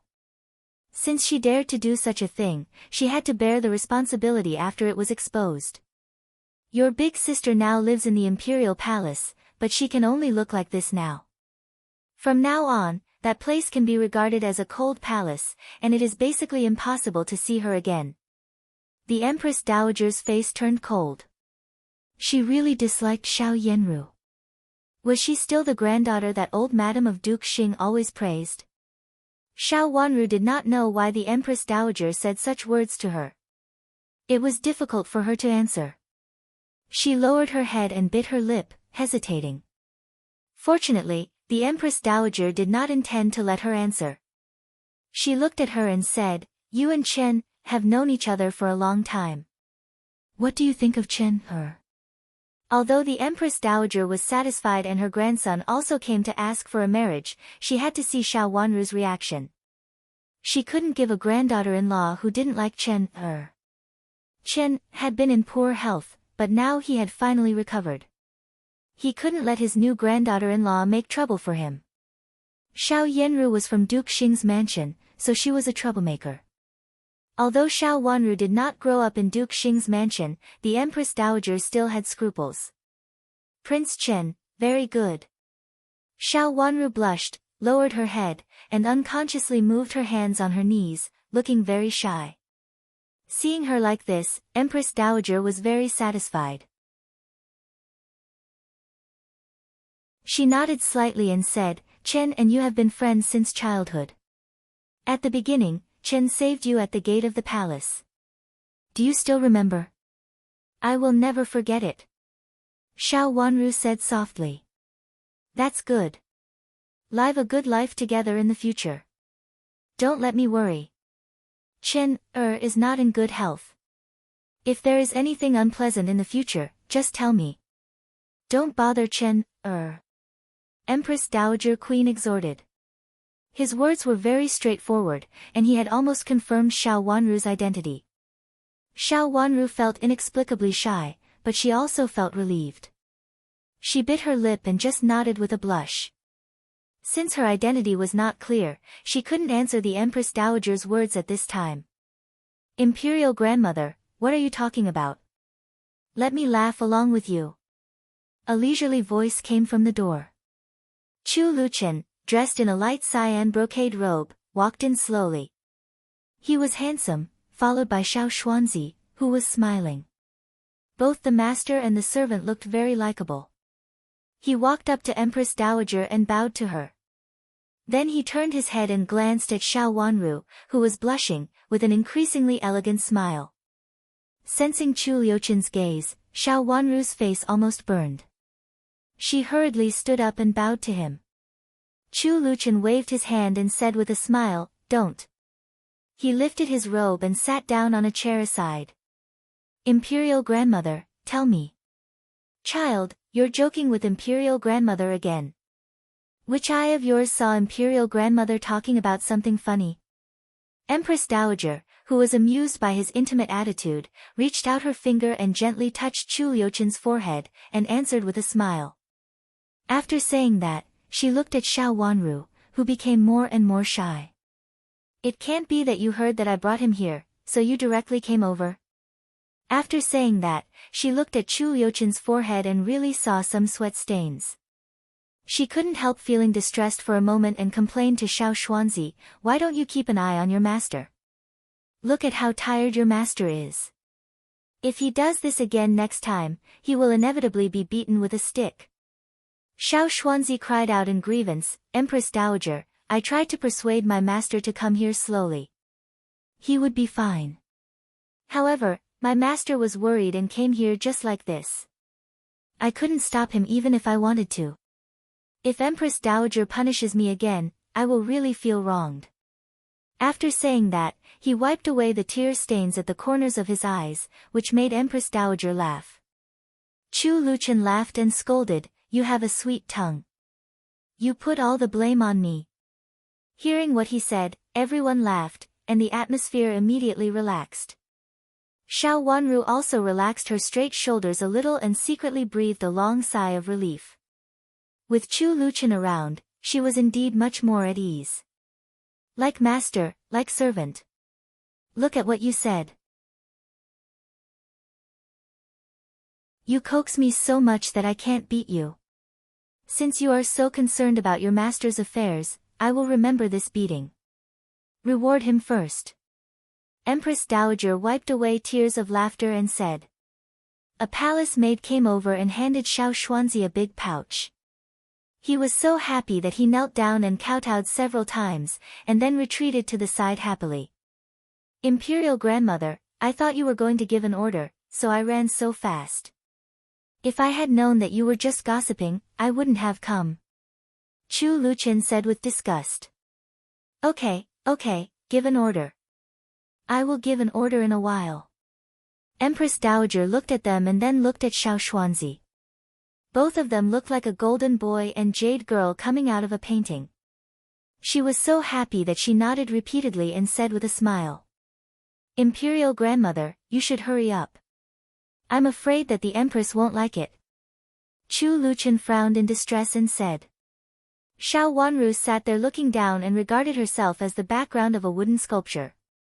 But her hands were clasped together, and it could be seen that she was nervous inside. Why would the Empress object? What does it have to do with her? Empress Dowager was unhappy. I heard that it's because of seniority. It seems to be about Xiao Baolin. Chu Luchen said. His words reminded Empress Dowager. She immediately knew what Chu Luchen meant. She snorted coldly and said with her face darkening, Xiao Baolin's affairs happened later. If the seniority is wrong, it's Xiao Baolin's own business. How can you be involved? 3 years ago, I have already made the decision for you. Even if it's Xiao Baolin's affairs, it doesn't matter. Moreover, Xiao Baolin is just Xiao Baolin, and he won't be an eyesore in the future. Imperial Grandmother, it's good that you think so. Chu Luchen said with a smile and looked at Xiao Wanru with unconcealable love in his eyes. Seeing that her grandson was really satisfied with Xiao Wanru, Empress Dowager liked him more and more. At the same time, she couldn't help feeling sad. This child had not picked a suitable one for so many years, but the one in front of her seemed to be a little different. Not to mention that the seniority was not Xiao Wanru's fault. Even if it was really Xiao Wanru's fault, Empress Dowager would not care. Chu Luchen talked with Empress Dowager for a while. Seeing that it was getting late, Empress Dowager asked them to stay for lunch. After eating, they left together. The soft bridge was waiting at the gate of the Palace of Benevolent Peace, but Chu Luchen walked slowly with Xiao Wanru instead of taking the soft sedan chair. After leaving a long distance from the palace gate, Xiao Wanru asked in a low voice, Your Highness, why do you come here at this time? I'm worried that Imperial Grandmother will scare you. I can't let anything happen to my future princess. Chu Luchen teased, squinting at her with his beautiful eyes and smiling elegantly. Xiao Wanru's heart beat wildly twice, and she felt a little lost. It was a kind of indescribable feeling. In the memory of her last life, she had always been despised. Even if she was not despised, no one treated her like this. Even when Shichi, who had always been gentle to her, did not care about her so much.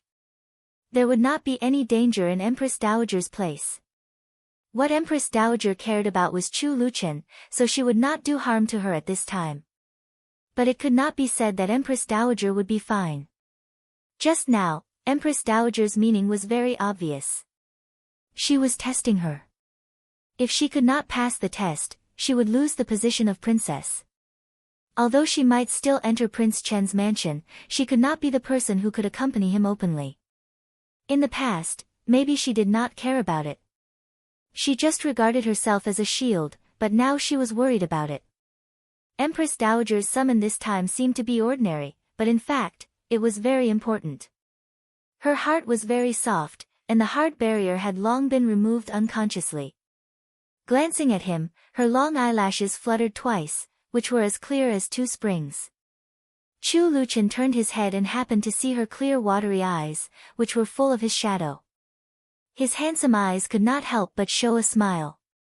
He liked the feeling that she was devoted to him wholeheartedly. Don't worry. Imperial Grandmother's edict will arrive at your mansion today. Go back and pack up, and you should be out of the palace soon. Sensing his surging feelings, Chu Liuchen's voice softened, with a little hoarseness that had not been there in the past. Recently, the palace has not been peaceful. You'd better leave the palace as soon as possible. Xiao Wanru blinked her eyes again and again. She had an inexplicable impulse in her heart. She stretched out her hand from her sleeve and boldly held his hand outside the sleeve of his robe. His hand was no longer as cold as snow, and there was even a touch of warmth. However, she was so nervous that her hands and feet were cold. After holding his hand for a while, she turned around and walked forward quickly, not daring to look at him again. This was the first time that she had taken the initiative to hold Chu Liuchen's hand. At that moment, she actually saw Chu Luchen stunned, and then his handsome eyes also became shimmering and vivid. There came a low and dull laughter behind her ears. Her hand was held by a slender big hand, which pinched her tightly. It was very painful, but it also brought a kind of numbness, which made her intoxicated.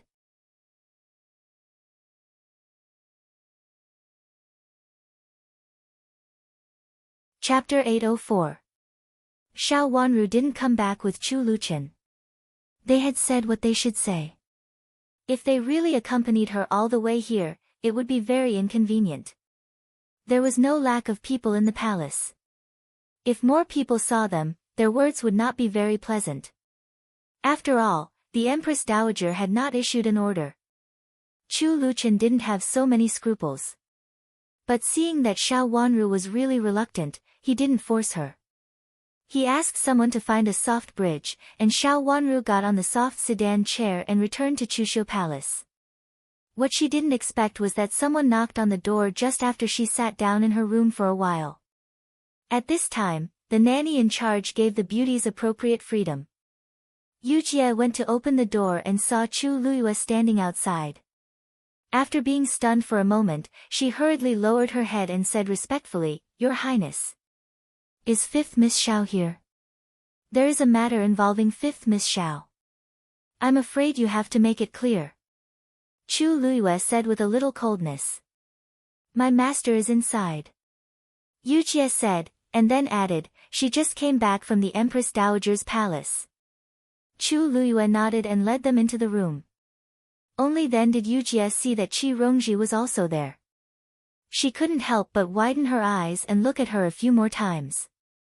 This first Miss Qi was afraid to get close to Miss, so she always hid in a place where Miss could not see. Why did she come with Prince Yu today?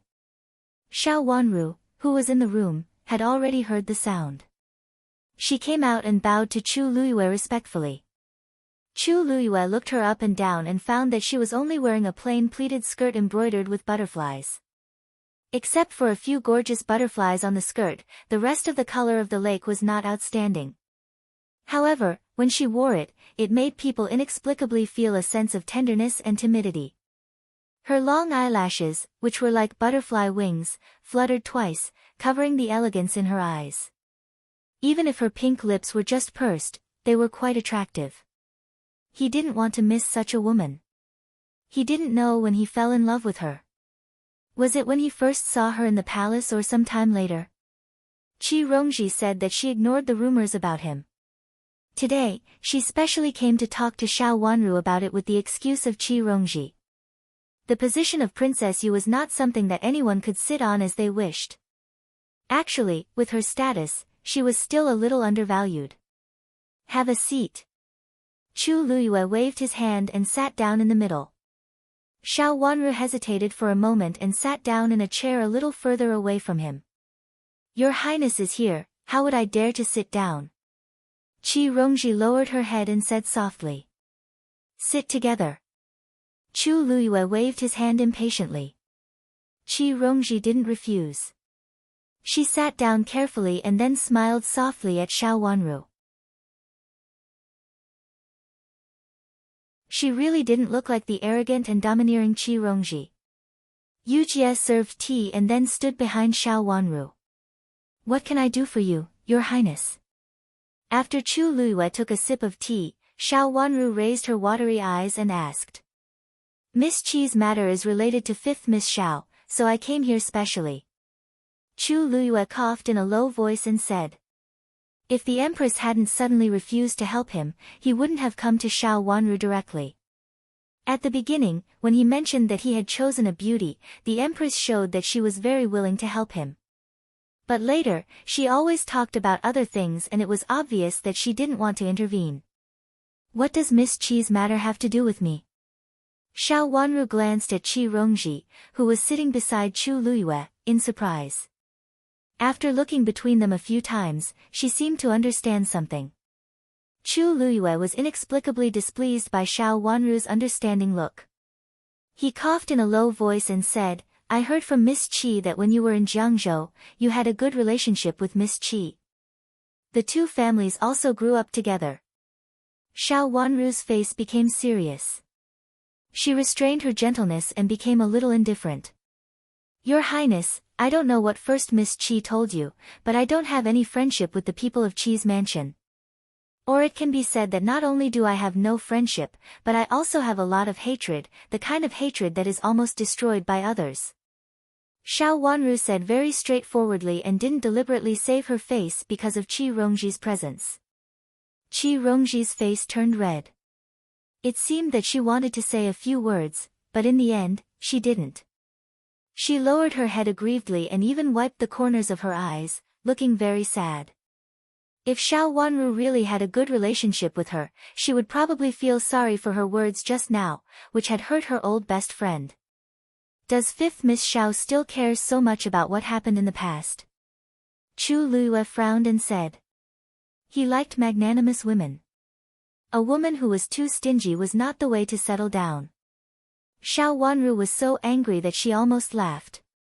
It was easy for Chu Luiyue to say that.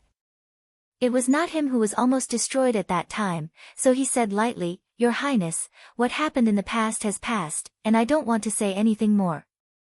I just don't want to hear that I have a good relationship with the people of Qi's mansion, and it has been since I was a child. Except for Qi Baiyu, she didn't want to have anything to do with anyone in the Qi family, and it was not the time to drag Qi Baiyu out alone at this time. 5th Miss Xiao, it was my elder brother who let you down at that time. I was not sensible at that time, and I was mean to you from time to time, because I thought my elder brother was hurt by you. Qi Rongji suddenly stood up and apologized sincerely. Xiao Wanru looked at Chu Luiyue, who showed an approving look, and then looked at Qi Rongji, who was obviously very wronged but still acted generously and decently. She felt sick in her heart. She really didn't know why these two came to her place. What happened to Qi Rongji had to do with her? How could it alarm Chu Luiyue, Prince Yu? Ignoring Qi Rongji's pretentious look, Xiao Wanru's eyes fell on Chu Luiyue. Prince Yu, please tell me clearly what happened today. She didn't want to deal with Chu Luiyue, nor did she want to see Qi Rongji pretending to be pitiful. She was used to Qi Rongji's arrogance and domineering, so she really didn't think that there was any essential difference between the Qi Rongji in front of her and the Qi Rongji in the past. She just felt that this pretentious look was really fake. Qi Rongji was so embarrassed and looked at Chu Luiyue. Sit down. Chu Luiyue said coldly. Qi Rongji sat down aggrievedly. I want to investigate what happened in Jiangzhou. I heard that the former heir of Duke Xing had an accident in Jiangzhou. I think there is something wrong with it, so I came to ask Miss Qi first. Miss Qi's father is the magistrate of Jiangzhou, so she knows a lot of things. Miss Qi mentioned 5th Miss Xiao just now, so I came to ask 5th Miss Xiao. Chu Luiyue looked like he was doing business. Your Highness, do you think there is something wrong? Xiao Wanru's voice trembled unconsciously. She had always suspected it and wanted to find out about it. She raised her eyes, which were no longer calm, and pursed her lips tightly. Chu Luiyue was very satisfied with Xiao Wanru's reaction. He knew that Xiao Wanru would not ignore this kind of thing, so it was best to use this matter as a starting point. There is something wrong indeed, so I want to ask Miss Qi and 5th Miss Xiao about it. I hope 5th Miss Xiao can answer my questions clearly. Chu Luiyue said. Please ask, Your Highness. Xiao Wanru took a deep breath and said. 5th Miss, when you were in Jiangzhou that day, did you feel that General Qin treated you differently from 1st Miss Qin? Chu Luiyue asked lightly. Xiao Wanru thought for a while and shook her head. At that time, General Qin just didn't care about the affairs of the backyard, but this kind of thing is very common. The affairs of the backyard are all under Madame D's management. Even if the inner courtyard is under the management of Madame D, can't you feel it at all? Chu Luiyue looked at her and asked again. Xiao Wanru shook her head. Chu Luiyue waved his hand. Qi Rongji stood up and walked out obediently, leaving Chu Luiyue alone. This feeling was very bad. Xiao Wanru's face became serious. 5th Miss Xiao, can I have a word with you? Chu Luiyue looked at Yu Jie, who was standing behind Xiao Wanru, and said. Your Highness, she is my trusted maid and will tell me everything she knows. If you have something to say, you can say it directly. Xiao Wanru refused. The current situation was not very good. If Yu Jie went out, it would be really hard to explain. Chu Luiyue did not insist on letting Yu Jie go out. Hearing Xiao Wanru's words, he did not insist. He picked up the teacup at hand, took a sip, and said lightly, "Fifth Miss Xiao, do you want to find out what happened that year? Why did nothing happen to others, but your parents happened to be in trouble? Your Highness, do you know something?" Xiao Wanru's eyes fell on Chu Liuyue's face, and her expression slowly calmed down. She was graceful, without any shyness of a woman, and her eyes were cold. Although there were some waves in her eyes, it was because of what she heard, not because of Chu Liyue in front of her. This kind of understanding made Chu Liyue very uncomfortable. Didn't those misses from aristocratic families all be delicate and shy when they saw him? "I do know something, but I can't tell Fifth Miss Xiao for nothing," Chu Liyue said in a deep voice. "What do you want, Your Highness?" Xiao Wanru asked. She knew that Chu Liyue had a plan, but she did not know what he wanted. He took great pains to bring Qi Rongji here, so he must have a big request. When the former heir of Duke Xing left the capital city with Infanta Qinghua, they didn't go to the border, but after receiving a letter from a person on the way, they suddenly changed their direction. The previous direction should be the relatively soft water area, which is almost opposite to the direction of the border. Who made him make such a decision that is contrary to his previous idea? Chu Liyue put down the important news and stared at Xiao Wanru closely. Xiao Wanru's heart palpitated, and her eyes turned a little red. She bit her lip and swallowed the bitterness in her heart. No matter in the last life or this life, she did not know about it, and no one had mentioned it to her. After being reborn, was she really going to get in touch with the truth of what happened to her parents?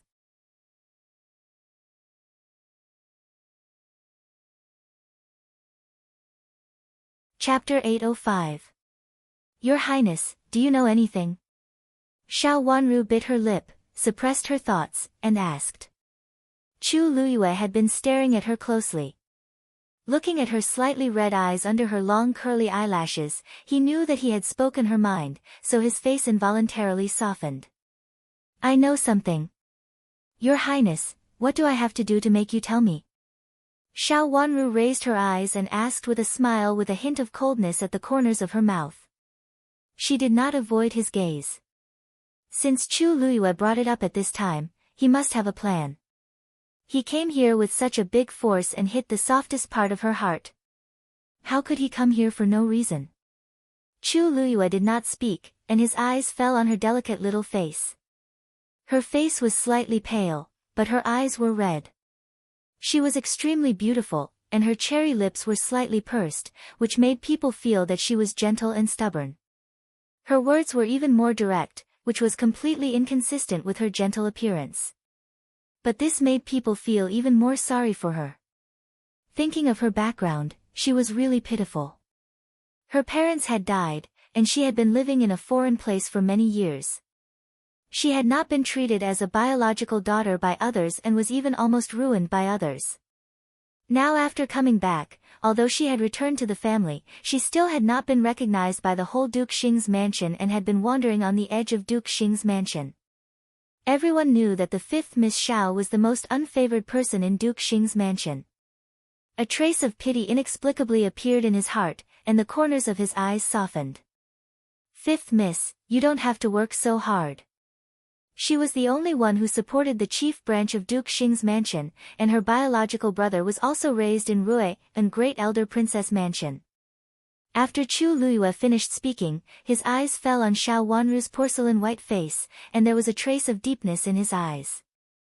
Since he saw her in the palace that time, her figure often appeared in his dreams. In the past, when he had a good relationship with Xiao Yanru, he had never thought of Xiao Yanru in his dreams. Now he actually thought of her specifically, which made him involuntarily hold her in his arms. "Your Highness, tell me your conditions." Xiao Wanru frowned. She didn't like the way Chu Liyue looked at her, as if she was something that belonged to him. Looking into her cold eyes, Chu Liyue's expression slowly became cold. He said, "Fifth Miss, if you marry into my Prince Yu's mansion, I will definitely protect you. I will also help you find out what happened that year and avenge your parents." Chu Luyue didn't intend to beat around the bush anymore and said bluntly with a smile slowly at the corner of his mouth. Although it was a little cold, his attitude was very clear. He wanted Xiao Wanru to marry into his Prince Yu's mansion. After being stunned for a moment, Xiao Wanru's eyes became colder with a trace of disgust hidden in them. She really hated Chu Luyue more than others. In the last life, she was killed by Chu Luyue. Now, he actually said that he wanted her to marry into his Prince Yu's mansion. She didn't know why he was so confident that she would obey him. Thank you for your kindness, Your Highness, but I will not marry into Prince Yu's mansion. Xiao Wanru raised the corner of her mouth and said sarcastically. Marry into Prince Yu's mansion? He didn't even marry anyone. Did he think that she had no status in Duke Xing's mansion, so he wanted to marry her? Even if he wanted to marry her, she would not marry into Prince Yu's mansion, let alone marry him. Why? You don't have a good life in Duke Xing's mansion. With my help, people in Duke Xing's mansion won't look down on you anymore. I can even help your brother get the title of Duke Xing. Chu Luyue really felt strange. He thought that he had thrown such a big bait. Even if Xiao Wanru couldn't figure it out at the moment and didn't agree, she would not refuse him directly. I won't degrade myself for my brother's title. Xiao Wanru said coldly. She really didn't understand why Chu Luyue was so confident and felt that she had to rely on him.